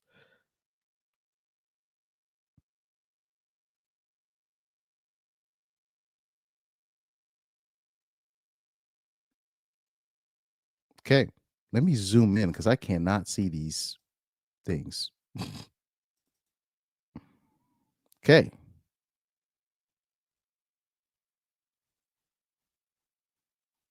There we go.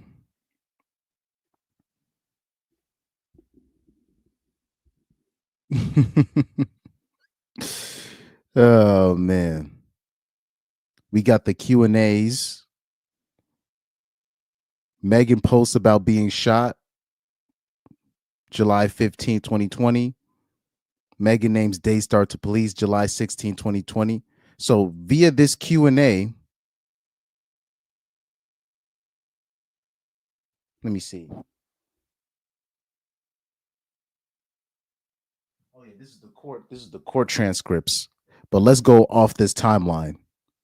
So Megan posts about being shot first. Megan names Daystar, aka Tory, to the police. Next, Megan goes live on Tory's birthday, and then Megan publicly names Tory as the shooter. And then Daystar goes live in response to Megan. So Megan is saying that she only spoke out in response to Tory, but it's clear that Megan sold him out first. In her own words, I never put my hands on anybody. I never put my hands on anybody. I never raised my voice too loud. Like, this was one of them times where it was like, it shouldn't have got this crazy. It shouldn't have escalated to the way that it did. So I get out the car and it's like everything happens so fast. Yes. And all I hear is this man screaming. He said, dance. He started shooting. And I'm just like, oh my God. And first of all, people should already know she was capping. This bitch trying to cry so bad with no tears coming out. Like, he shot a couple of times. Mm-hmm.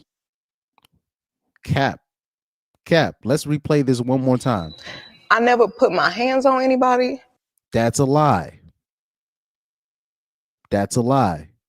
According to both bodyguards, remember the driver, Jaquan, with his affidavit, and then now with the bodyguard, with Kelsey Harris' bodyguard, saying similar. There was clearly a struggle. Something clearly happened between her and Kelsey, which I suspected. Anyways. I never raised my voice too loud. Like, this was one of them. Cap.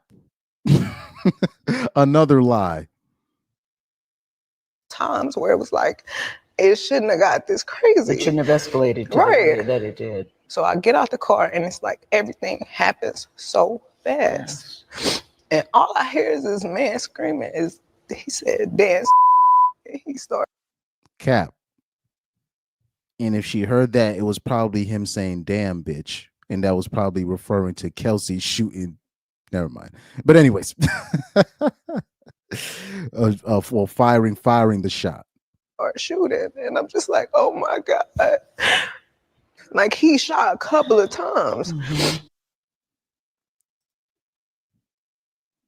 Megan and Kelsey had a physical altercation. She says she never put her hands on anybody, but Megan and Kelsey had a physical altercation.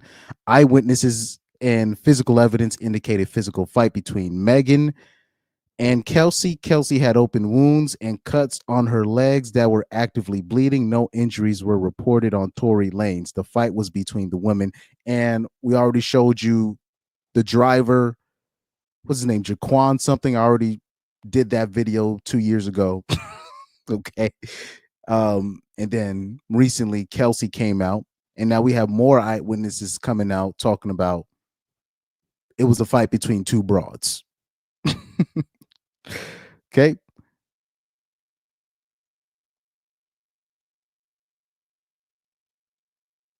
Evidence of Megan and Kelsey fight. In her own words, there's a witness, and his name is Sean Kelly. Interesting. The people in the neighborhood, there's a witness. When the police came, because the neighbors called the police. And his name is Sean Kelly. Sean Kelly's testimony. This is the new stuff. This is the new stuff that we haven't seen yet. The Sean Kelly testimony. So right here, eyewitness Sean Kelly told police at line 8A, video 8A, and later testified under oath that he saw two women fighting in the street. just like I suspected at the time, because I was always saying there's no need for Tory to fight anybody. The one with the motive, with the most motive, was always Kelsey Harris. But I don't know. I don't know why people couldn't see this. Let me see. Educate.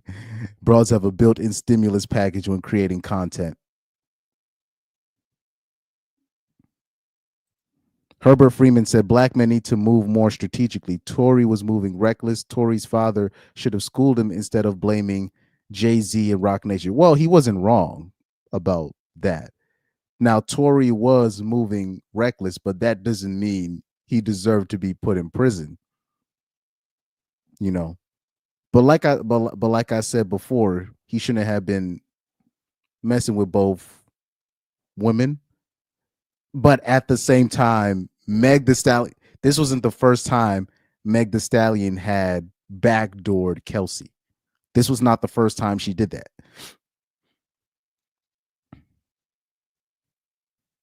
So right here, okay. So this is the so right here, this comment, this is probably the point of this of my stream right here. So Herbert says, regardless of who brought it to the internet first, that's not really the point. Tory should have took the stand. No way am I going to sit in a courtroom and a woman is lying on me and not say nothing. And this is what I said at the time. And Cat Williams even said it on Club Shay Shay. I don't know why people couldn't pick up what he was throwing down. You know, there was a lot of things Cat Williams had said regarding women that women completely ignored. They just only like to hold on to the part where Cat Williams was talking about white women being dangerous and Diddy telling Diddy no, you know, and all the other stuff.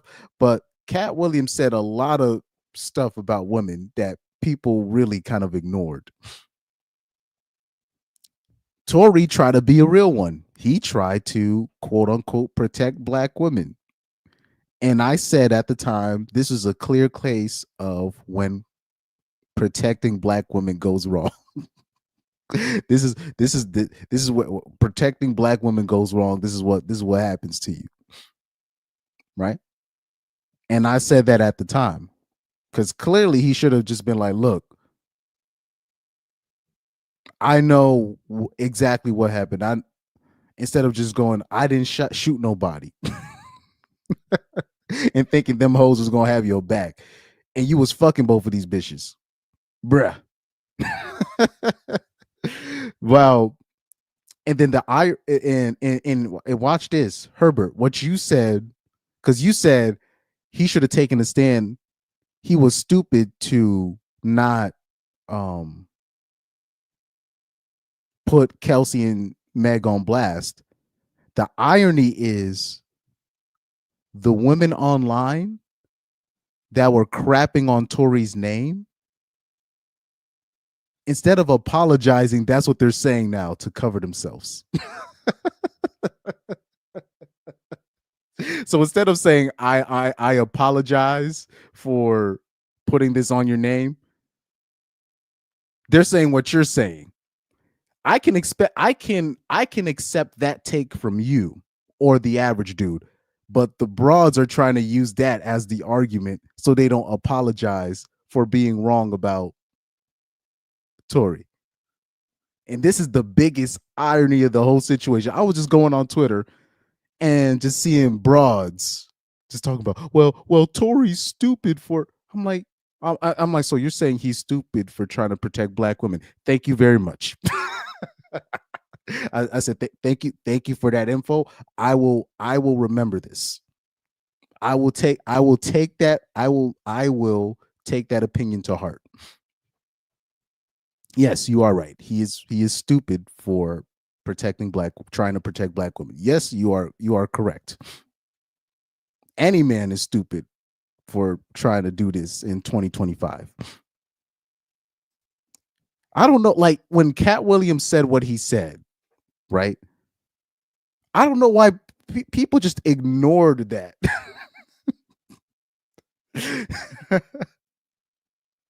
He said, look, he said, at the end of the day, people got to tell the truth. So at the end of the day, if you're not going to say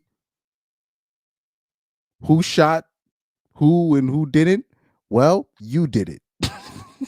And that's the end of that.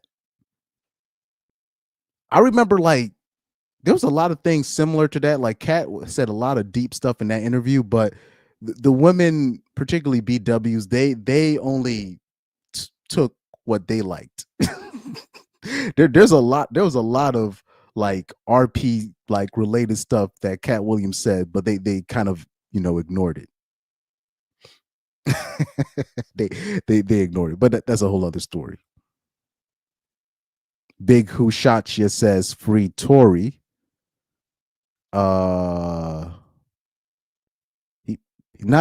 Educated Pookie. Not only did he, I'm looking at the Wi-Fi.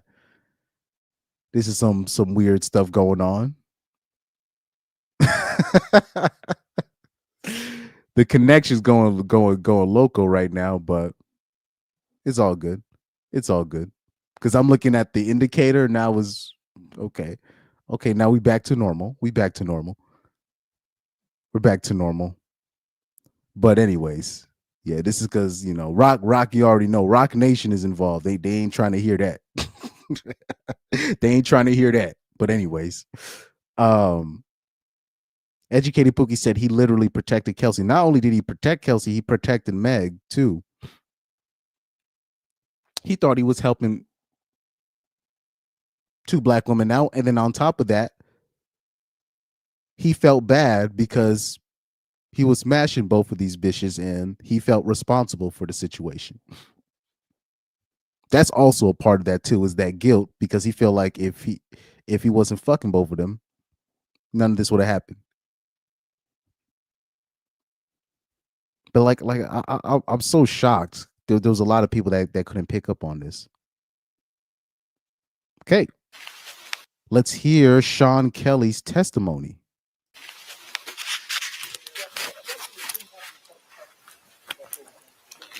Wait, no, it didn't. No? They shot out of the car? Well, the windows were open, that's why it sounded like either way. Yeah, I didn't know they were on my side. The girl opened the door, two girls fighting, and then they shot. And she got out of the car and crawled over here. Now let's replay it one more time because a lot of people might not have heard that.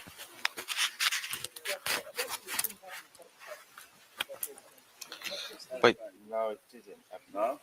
They shot out of the car? Well, the windows were open, that's why it sounded like either way. Yeah, I didn't know they were on my side. The girl opened the door, two girls fighting, and then they shot. And she got out of the car and crawled over here.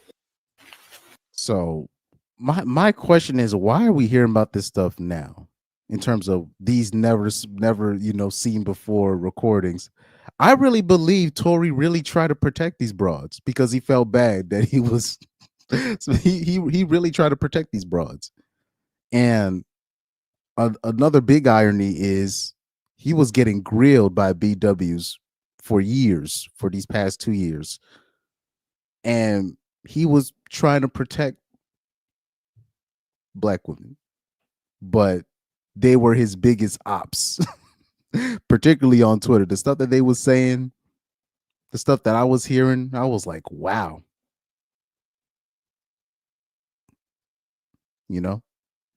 So the transcript, if you guys couldn't hear it, and what did you see next, sir? He says they were fighting. They had started fighting. The two girls, yes. Officer asks, and when you say the two girls were fighting, could you describe to the jury what you observed, what they were doing, and what they were fighting about? Not about, but how were they fighting? He goes on to say they were pulling their hair and hitting each other, and it was quite violent.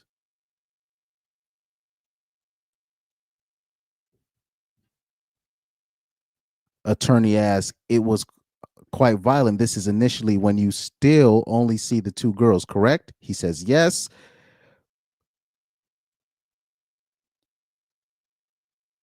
He goes, and what happened at this point? What was the fighting continue? Was it stopped? He goes on to say they were fighting for a while because I told my son to come into my room and I asked him to get into my bed too. And then they were still fighting. They was all bent over, sort of wrapped in each other fighting. So clearly there was a struggle between Kelsey and Meg. They was fighting. They was putting hands on each other, even though now we already just showed you videos of Meg, particularly when she was on Gayle King, talking about there was no fight. I didn't put my hands on nobody. This was all cap.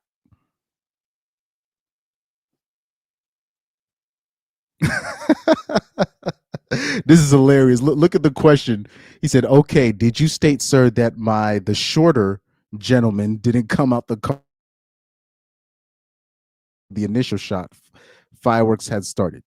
Yeah. Excuse me? Yes. So when the initial shot or fireworks had started, isn't it true that you stated that my client was still in the car?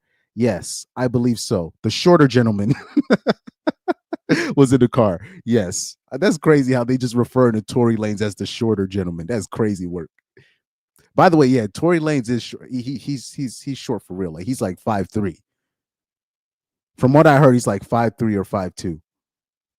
Okay, another question goes, okay, did you state that initially you saw the two girls fighting? He goes, I did, yes. The question says, did you say that after you saw the two girls fighting, you saw one of the girls shoot, sir? The answer goes, I believe so, but therefore after, did you say that the shorter guy got involved at that point trying to take the gun away? Objection leading, the court overruled. Is that what you said? The witness says, yeah. So it's actually exactly what I thought happened. Okay. In a separate interview, Sean Kelly said he saw Kelsey and Megan fighting violently, with Kelsey attacking Megan. The driver, Jaquan, like I was talking about earlier, tried to intervene. He stated that a woman fired the gun, while Tory Lanez, described as the shorter black guy, was still in the back seat of the SUV. There is no way Tory fired the gun 5 times. Right? The doors of the Escalade open and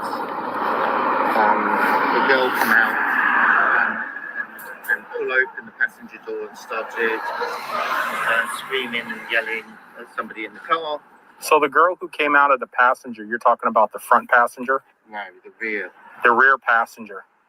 So the girl comes out of the rear passenger and she goes to the front passenger? Yes. And she opens up the car door? Yes. And then what happens? They're screaming and shouting at each other and they start fighting.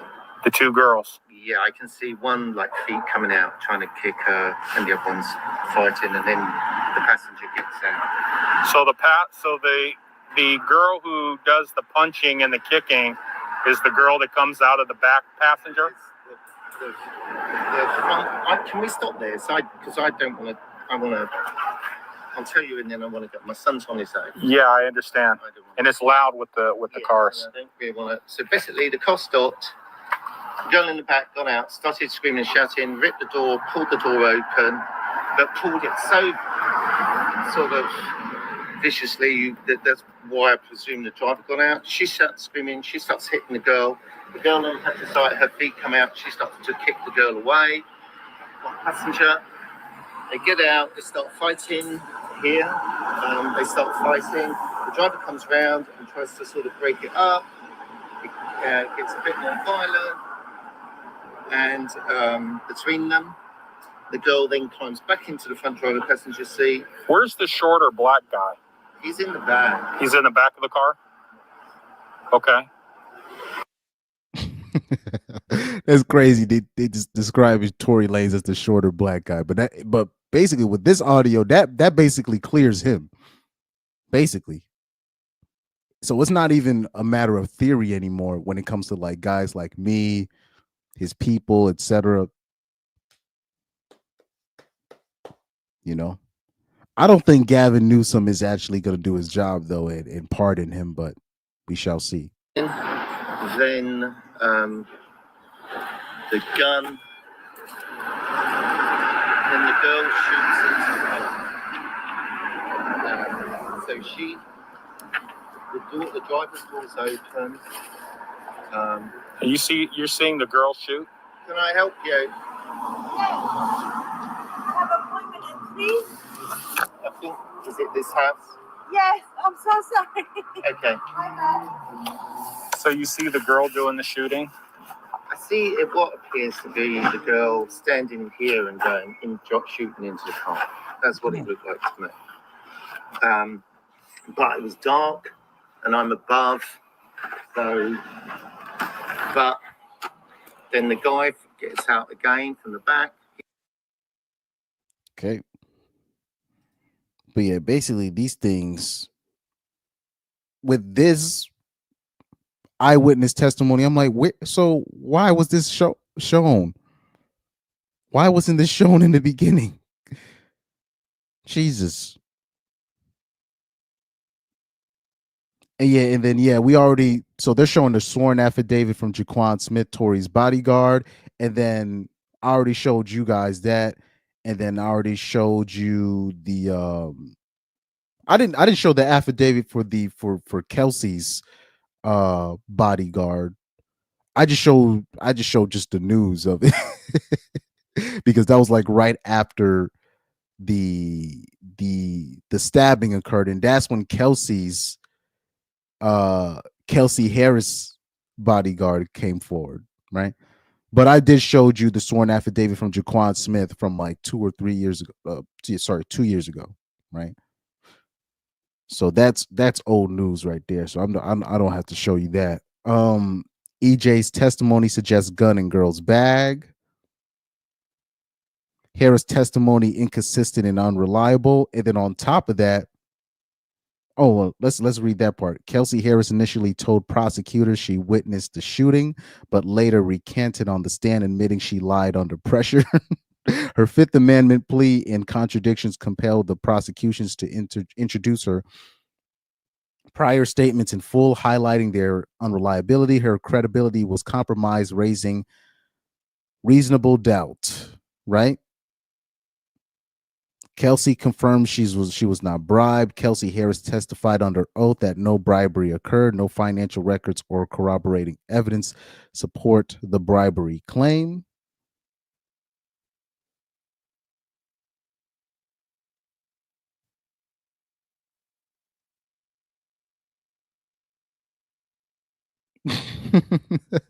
So right here in the Gayle King interview,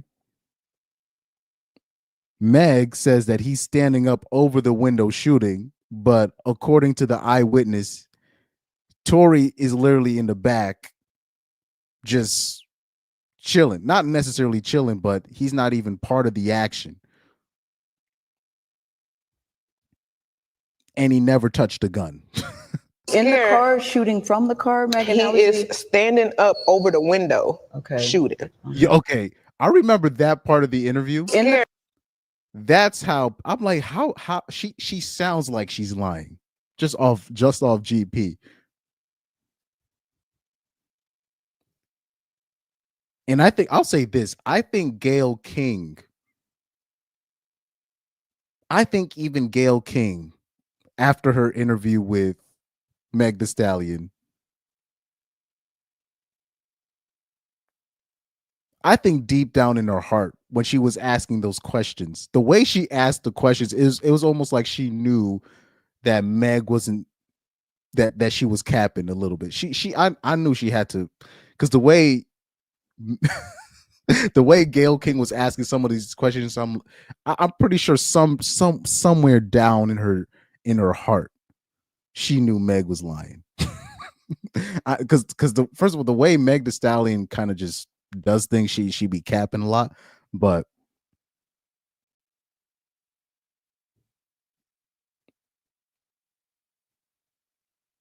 the way she does things. I remember somebody said when I was, younger, when somebody be lying a lot, he says she lies in her sleep. That's one of my favorite sayings I've ever heard. He says she lies in her sleep.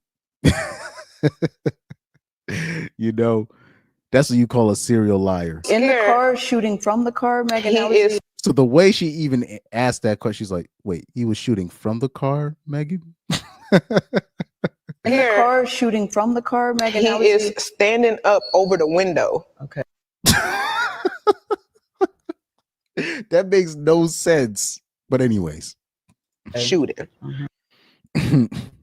I knew like I'm pretty sure after that, I'm pretty sure Gayle King's like, okay, I think she's lying. But even like with the part when Meg was lying about never sleeping with Tory, I was like, bruh.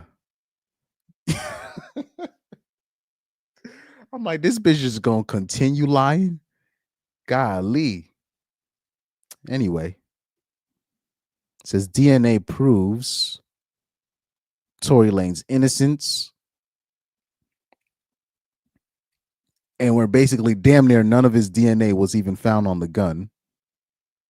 I had already talked about that in the previous videos. Why would I lie? You want me to be a bad person so bad, and y'all motherfuckers want to believe the lie before you believe the truth.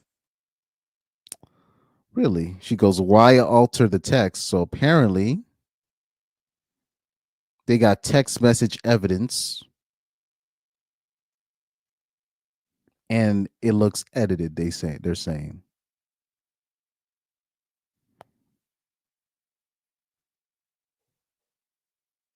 The dance bish. Yeah, that I kind of like. I was like, I don't know about all that.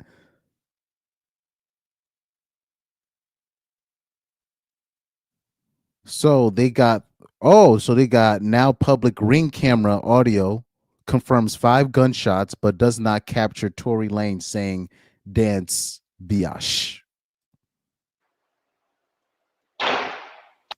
Actually, let me not play the audio because then they're gonna say it's violence. And then they're gonna make my thing a yellow $sign. But I guess according to that ring video, there's no dance bish. So she just made that up.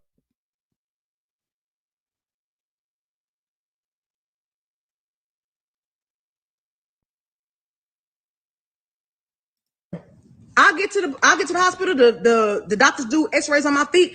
Oh, ma'am, you got bullets in your feet, you got bullet fragments in your other foot. I'm thinking the doctors is the police, so I'm still trying not to tell them like, no, I didn't know I got you know what I'm saying? I'm scared. Like, I've never been shot before. I don't have to lie about that. That's cap. And this was interesting. I think that's a point that I don't even think I brought up this point. There was, out of all these things that was happening, none of the doctors that was over this situation were called to testify in the court. This is how I know Rock Nation was on some on some other type of stuff. I was like, whoa, this is some interesting stuff going on. I'm like, why ain't no doctors that was, especially if she allegedly got shot or stepped on some glass, whatever it is, how come there's no doctors from that night or from that situation? How come none of them have been called to be testified? And then all of a sudden I'm hearing, oh, the bodyguard from that night, he can't testify. They're saying Jaquan the driver couldn't test. I'm like, what's going on? This is some weird stuff going on behind the scenes.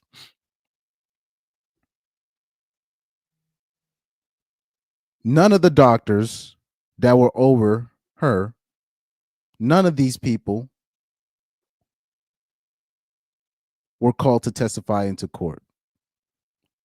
They say forensic red flags and medical doubt.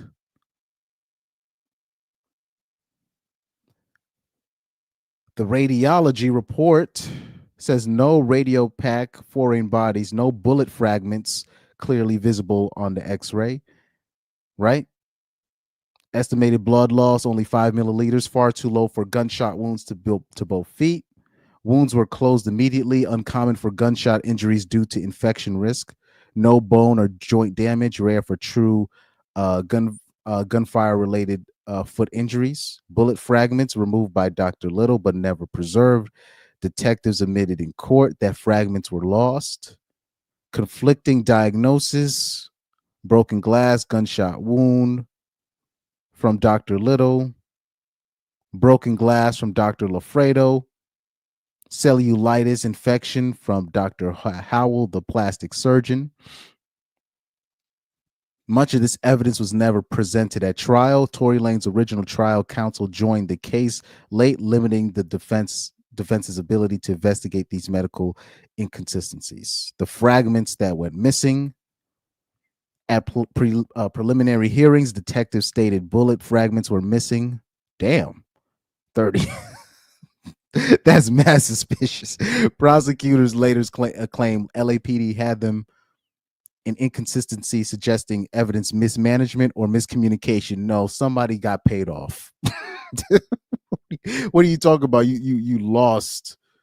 Anyways, prosecutors claim the LAPD still has the bullet fragments allegedly removed from Megan's foot. Yet during a preliminary hearing, Detective Ryan Stogner stated the fragments were missing. Too much capping going on, man. It's just too much capping. He said, if LAPD had the fragments, why did the lead investigator testify in this manner? The chain of custody comes to question with such a clear error. This casts doubt on the integrity and completeness of the evidence. That means people were paid off. Man, I don't trust nobody from Rock Nation, bruh. Oh man, Megan's faulty claims in medical records. On August 17th, she went to the club with an ace bandage on her left foot, despite claiming to have been shot in both feet. And you clearly see this picture here. I can't zoom in. Open image in new tab. Oh, never mind. I can't. Can I zoom in on this? Let me see. So yeah, if you can see from here, you see her feet, and you just only see the bandage on one foot. But she said she got shot on both feet. That's when people started, like, when they saw those club pictures. I remember when the people had saw those club pictures, they was like, "Oh, you capping, you capping about being shot in both feet, or probably even being shot at all."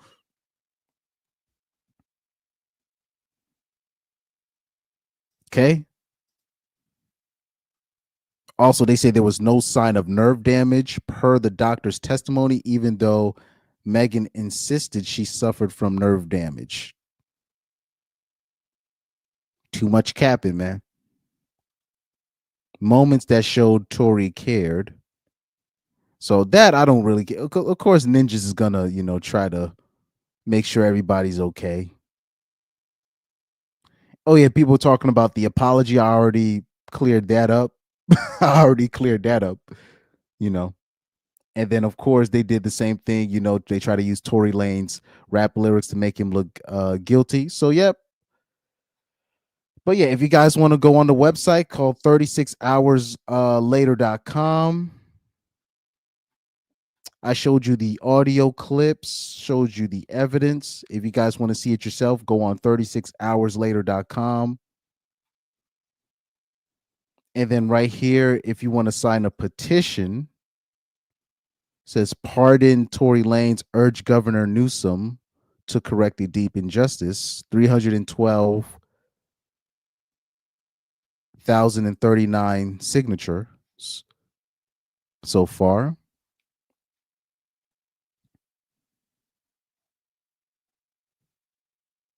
Let me see. Daystar Peterson, professionally known, and blah, blah, blah, blah, blah. So, yeah. I don't think, because I think, Gavin Newsom, especially when you're talking about LAPD is being involved. Like I don't know, California is corrupt as hell, bro. Super corrupt. So I don't know. They talking about Gavin Newsom. Like Gavin Newsom is as corrupt as it gets. So and then you talk, oh yeah, then LAPD. Because really, Tory Lanez could sue a lot of people. Tory Lanez could be suing a lot of people within this situation. He could literally sue. First of all, he could sue Meg. He could sue Kelsey. He could sue LAPD. He could sue the Rock Nation. There's a lot of people he could sue. He could sue the prison where he got stabbed.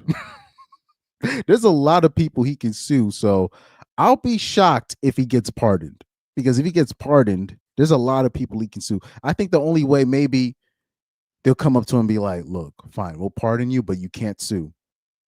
He'll probably take that deal. You can't sue Rock Nation. You got to leave us alone. You got to leave us alone. Let's see. Gordon Piper said, is Tory even taller than the Escalade door? That's what I'm saying. Talking about he stood up over the window. What are you talking about? Shout out to Educated Pookie. He says, masterful stream, Chris. Thank you, man. Yeah, Rock Nation. Like, yeah, I'll say I don't rock with nobody rocking with Rock Nation.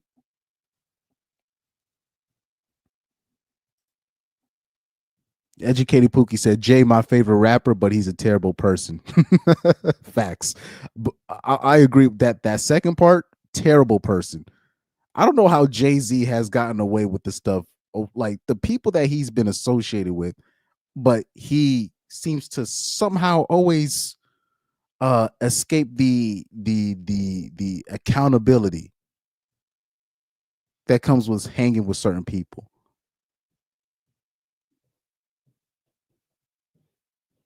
And death seems to always surround this man. That's like Jay-Z. I don't trust that ninja. That's one ninja I don't trust. Jay-Z. I don't trust. That's one ninja I know. And look, I put my life on that, because I said the same thing about Diddy in 2022 when I started doing my content. I said the same thing about Diddy. Lo and behold, 2 years later, that, like, yeah. Educated Pookie says Jay has blackballed a few Philly rappers that people wonder why they fell off. Not just a couple of Philly rappers. Like, do you know how many people Jay has blackballed? Or I believe Jay has set up. Well, let me not say his name. Mr. Camel Face has.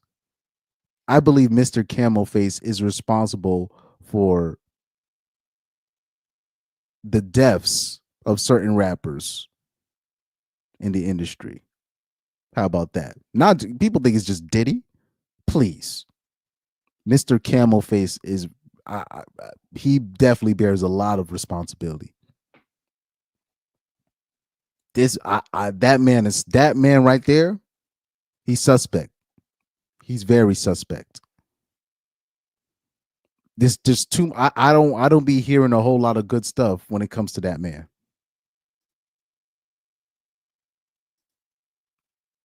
But he gets away with it because he's Mr. Camel Face.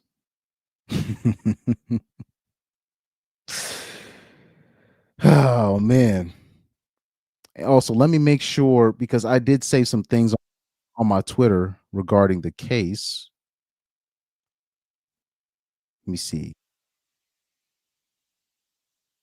Yeah, I already, because there was some audio stuff that I had saved, but I think I already covered everything off the 36 hours later thing. By the way, look how huge Meg Thee Stallion's foot is. This bitch got goddamn.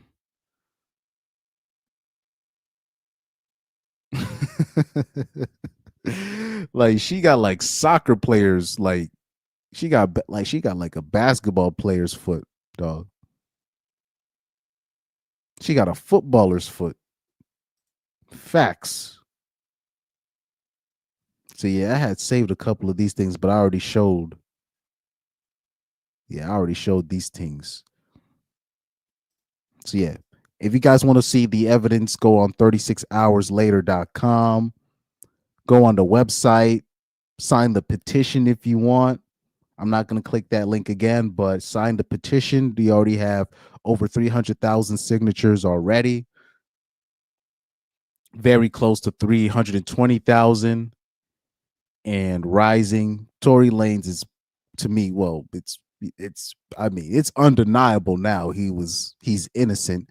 It's just a matter of, is Gavin Newsom going to pardon him? I don't think he is. I will be shocked if Gavin Newsom pardons Tory. This is something that I think with Tory Lanez,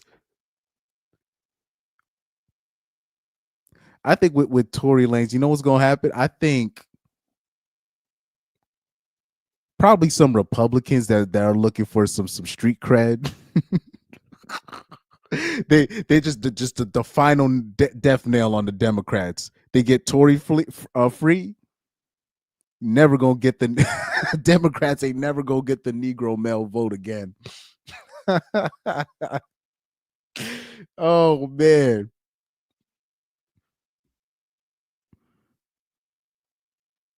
But yeah, it's pretty clear. It's pretty clear to me. But yeah, she got this. Yeah, we gonna call her. Goddamn! What's the bit? What's the legendary folklore called? Isn't it called like Sasquatch or something? Sasquatch. Is Sasquatch Bigfoot? Yes. That's what I was thinking. I was like, oh, okay.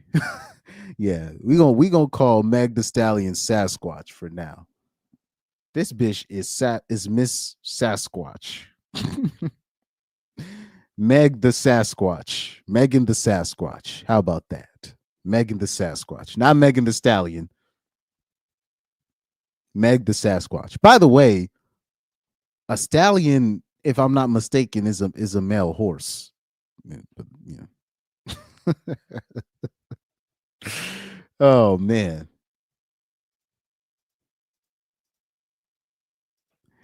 But yeah, if you guys can sign the petition if you want. Sign the petition. I don't know if that's gonna do anything. But yeah, shout out to the congresswoman that was also pushing for, the evidence to come out to clear Tory's name. Like, I don't see. I really want to see how the B-dubs flip this. Because like with this evidence, I mean, bruh. I mean, this basically clears him. The only thing that you can say about this is like, why was this not? Because when you're talking about Sean Kelly's testimony, I hadn't seen that. And a couple other people's testimony, like, you just wonder, why was this not a thing? And why did the doctors that were in charge of Meg the Sasquatch's surgery, why weren't they called to testify?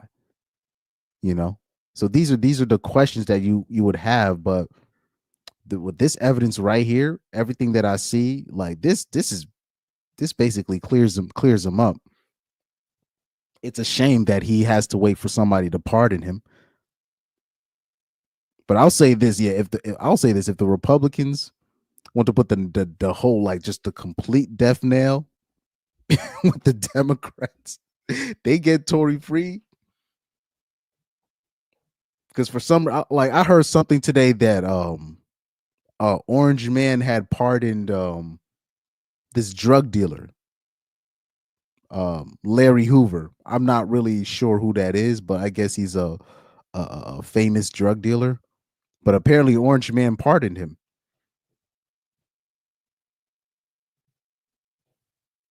So, hey, maybe if we can get Tory to get out of here, but talk about the final death nail in the Democrat Party in terms of like,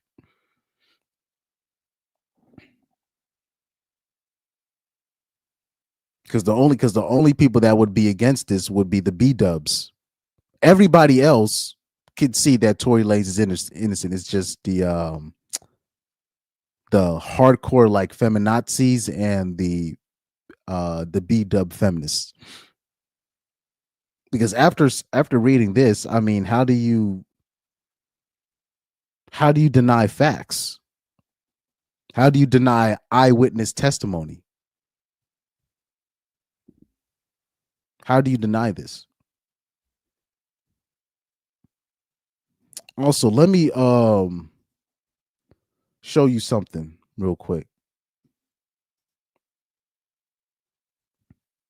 Educated Pookie said, yes, a stallion is a male horse, I believe. Let me show y'all something real quick. Shout out to the great Corey Holcomb. Corey Holcomb was in his bag 2 days ago on the 5150 show. He was in his bag 2 days ago.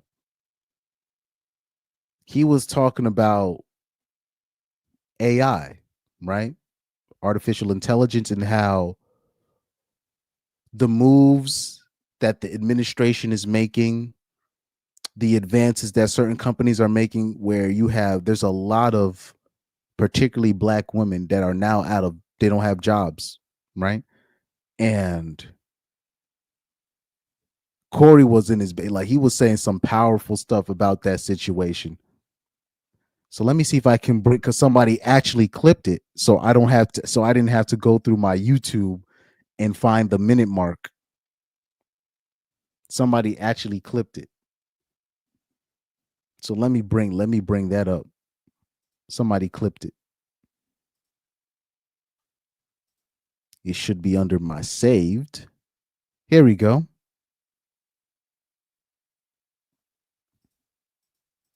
This is very powerful stuff. Very powerful stuff. Yes, sir. Let me put this up.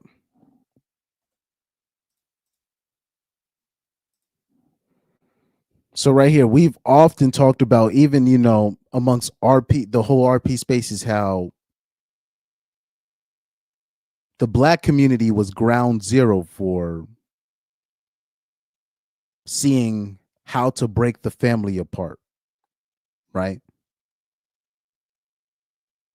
So the black community was ground zero for family separation and how that affects a certain type of community over time.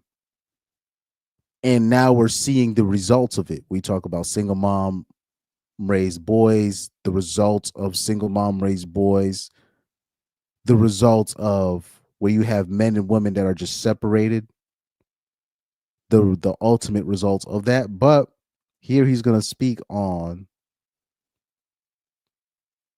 the black women that were talking crazy about ninjas for years, right? But now a lot of them are not going to have jobs, and how that's going to affect everybody else and how this affects their future. So this is very interesting. He was trying to shut down. A lot of jobs. Shit, UPS is fired 70,000. I thought it was 22,000 last time. Remember I covered it? Yeah, I think the goal is 70. Oh. I think the goal is. Okay. Damn. Yeah. What I'm saying is, my sisters, the roosters are coming home. My sisters, everything you did is finna come back on you, because they have people in place government-wise to show you we used you to destroy the village. Now we really have no use for you no more. Your daddy ain't there. Your husband ain't there. Your son is raised wrong. Your daughter is watching you twerk. You have done what we wanted you to do well in destroying the village. The father of your child is probably in court with you over nothing. We have used you to the same way, like back in the day, Eve ate from the forbidden tree. This is the same thing. You ate from the forbidden tree. You went and used a system that destroys you to destroy your family. And now, with this administration in, they have no use for you. Remember all the female black mayors and everything that was happening and all like that? Yeah. They ain't got no use for that shit no more. I see the girl. We are the most educated. Yes, they sold you a degree that ain't finna be worth it.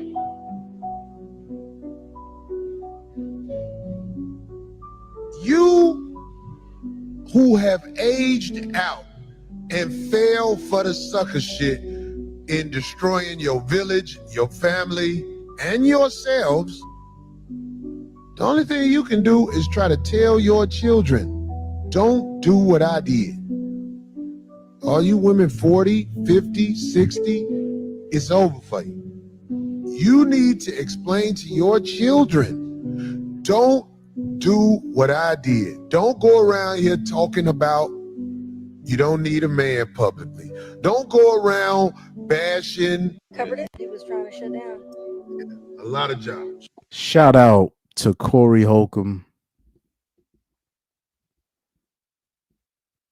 the GOAT of comedy, in my opinion, the greatest comic to ever do it. One of the bravest voices, probably the bravest voice in comedy right now. Shout out to him, man. Shout out to Corey for these words. I mean, there's nothing more to say. Only thing I would say is this. He said at the end that the women that failed, they need to tell the next generation of women to not do what I did. That part I disagree, because I believe they're just going to double down. I think they're just going to double down.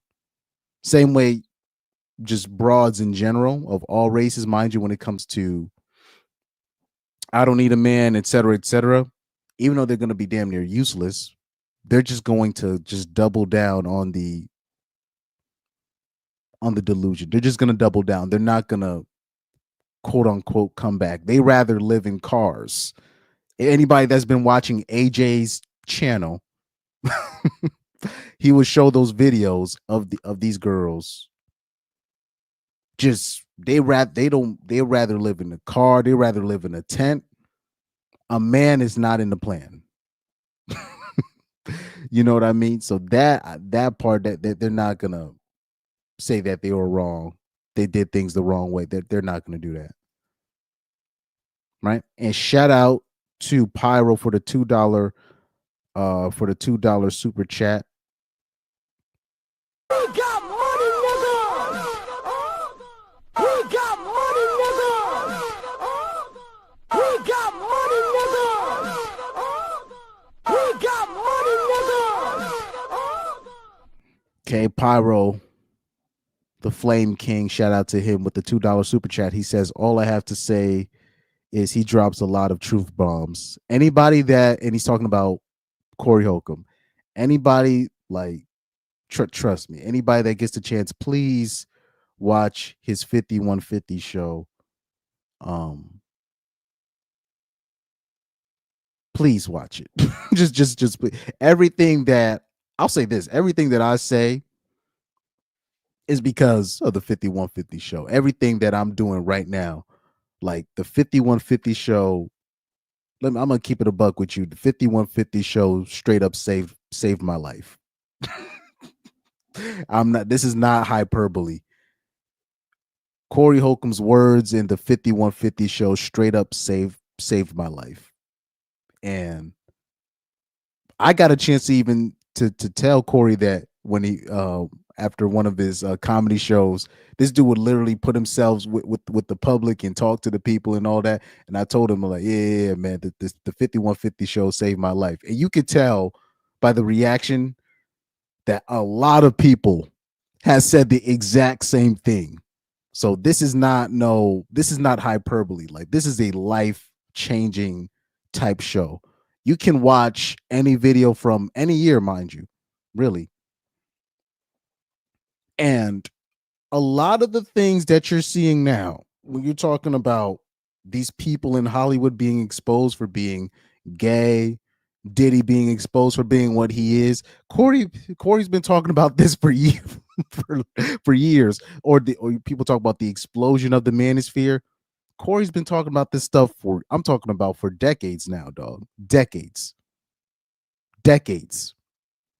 You know, he's been talking about this stuff for a long time. You know, there would be no, whatever your favorite RP creator is, there would be none of that without Corey Holcomb, without Patrice O'Neal, without Bill Burr, Chris Rock, right?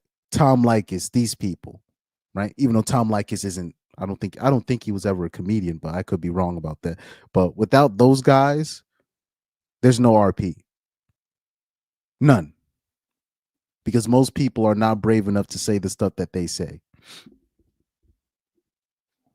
So yeah, if you guys get the chance, because he did this clip right here that you just saw, that was from his latest episode. Let me bring up his channel.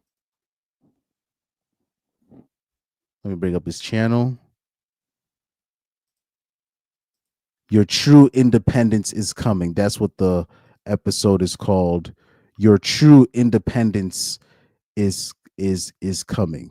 It's from this specific episode right here. I don't know what minute mark it was. I was kind of looking for it before the show, but then I saw somebody had clipped it, so I saved it under my Instagram. Oh yeah, what a powerful show. The 5150 show is what a great show. Right? And shout out to Craig Fax.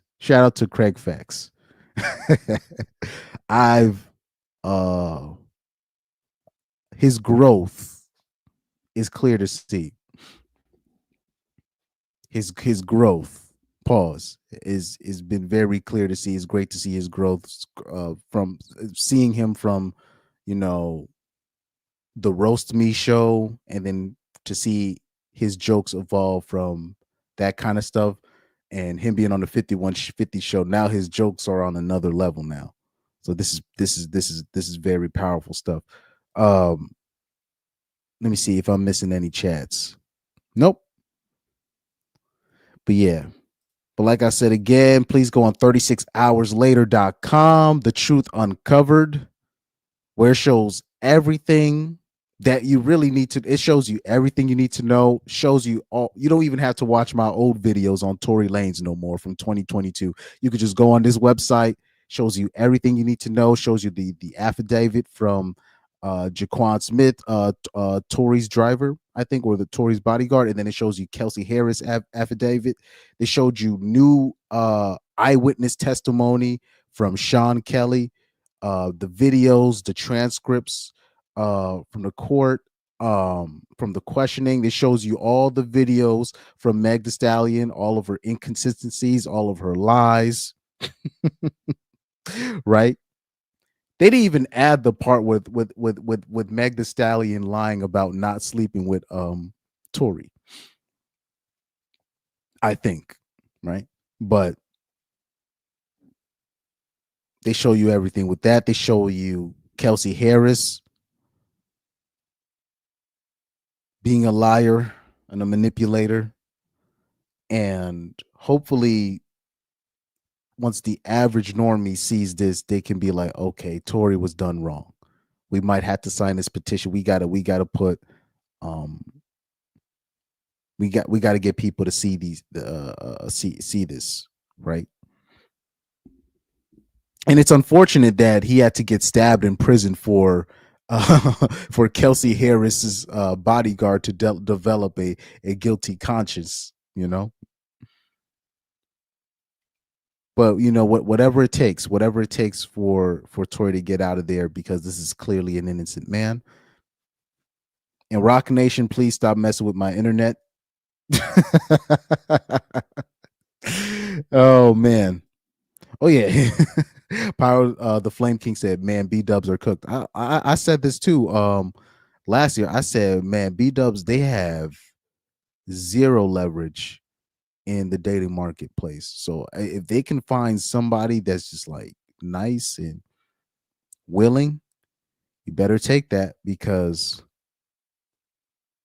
the reputation, unfortunately, is preceding a lot of them.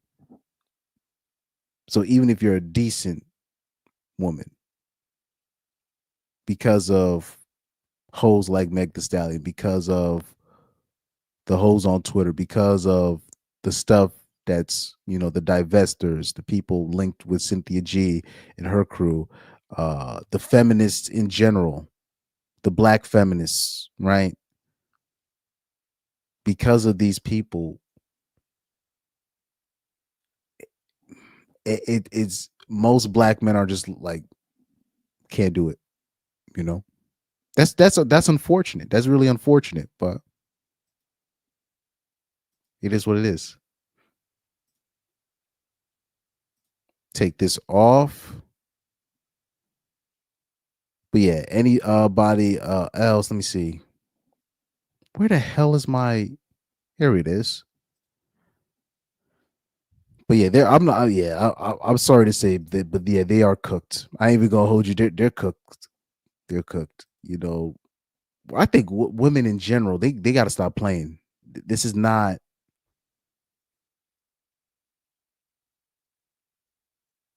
This man. Power of the Flame King says, true, every man around the world already knows B-dub's tactics and how cruel they are. This is why they are still at the bottom. And then on top of that,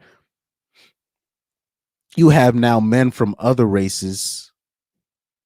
They're seeing, oh, okay, the child, this, you know, these child separation tactics. Black men are basically putting motherfuckers on game when it comes to black women using child support and all this stuff, because now you have the mainstream community being affected by this nonsense as well.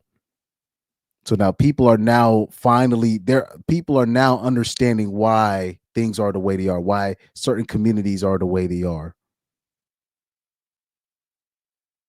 You know, it's not just a matter of, oh, these are just bad people. This is, no, now they're seeing where the degeneracy, the roots of the degeneracy.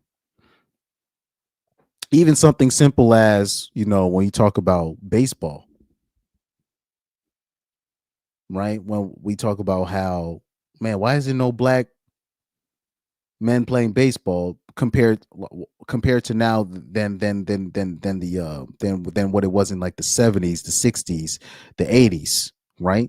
And kind of the low key the 90s, right? And one of the main things was the rise of single motherhood came the rise of black men only sticking to basketball and football. And they showed studies that black men that were raised with their dads, they're most likely to try out baseball, right? So it's an interesting link. And I always bring up the story where I was at Josh Gibson's grandson's foundation. They had a band playing before the whole presentation. I was part of the band, so I ended up staying and seeing Josh Gibson's grandson, the whole presentation, and him talking about the Negro Leagues and his grandfather, and how, you know, he was very influential. He's probably the greatest, you know, Negro League player to never play in the MLB. Probably the greatest. Low-key might be the home run king, he's the unofficial home run king, but he's never played in the major leagues, right? But he was talking about all of that, and I always bring up the part where you had like this one black woman, like she was kind of frantic in the she's talking about, oh my gosh, like why isn't it there's just no black men doing baseball? It's like they're trying to keep us out and blah blah blah. And she just kept interrupting, and then Josh Gibson's grandson was like, well, there is a study where they show that the more, if the black man is growing up with his father, the most likely he's going to try out baseball. And once he started kind of going to the studies of that, she basically stopped. Because then we're gonna have that uncomfortable conversation. Okay, why are the black men not there? So we can't. So we already know most people. I'm talking about black and white people. Would you start having a conversation? Okay, why is the father not there? And then you can't give the same old. He was abusive. No, come on. You got pregnant at what, 17, 18? Stop it. Why is he not there? Right? That's when people got to start taking accountability, and that's not going to happen. Okay. Pyro said, sure, it doesn't matter if you're a good father who doesn't abandon his kid. She will still take your kid away from you and make you harder to see them. Look at DDG. Oh yeah, and it's going to get worse for DDG too. It's about to get bad for DDG. Because he effed up by not taking her to court first. He effed up. Because I remember showing you guys the video where he was like, man, I don't want to go to court and blah, blah, blah. I'm like, well, okay. I get it. Trust me, I understand why not, but you run into risk. You run into risk, and she saw the opening and she took it. So like that's also on, DDG's gonna have to, he's gonna have to take the responsibility on that and wear that on the chin. But yeah, that's it for today. Like I said again, go on 36hourslater.com if you want to see the full presentation, if you want to see the full website, if you want to see the petition, if you want to sign the petition to free Tory Lanez. It's a blessing that he's still with us, because I believe that was a hit when he got stabbed up in prison, and that's a damn shame that they released the video of the stabbing. I didn't see the video of the stabbing. I don't like seeing videos like that. Like me personally, like even like, I don't watch videos like that where particularly of of black men getting hurt like that. I don't watch videos like that. I even watch, like me, I don't even watch videos of black men getting abused by the cops. I don't watch videos like that. It's just not good for my mental. I don't like seeing videos like that. But anyways, that's a shame that they showed that. I'm not going to watch that video, but clearly he was done dirty. Clearly Tory Lanez was done dirty. That was clearly a hit. And hopefully Rock Nation, Mr. Camel Face, hopefully these people see their just due. Same way like Diddy's seeing his just due, even though most of it is BS, but Diddy is a monster and he needs to be thrown under the prison. Even though like the charges that they're trying to bring against him now, they're bogus, but Diddy's had it coming for years because he is a monster, right? Same thing with Jay-Z. Hopefully Jay-Z has his, his penance. And the only thing a guy like Mr. Camel Face and, the Rock Nation affiliates, the only way they're going to get in trouble is when they stop renewing their subscription fee, if you know what I'm saying, because there's a certain subscription fee you have to do.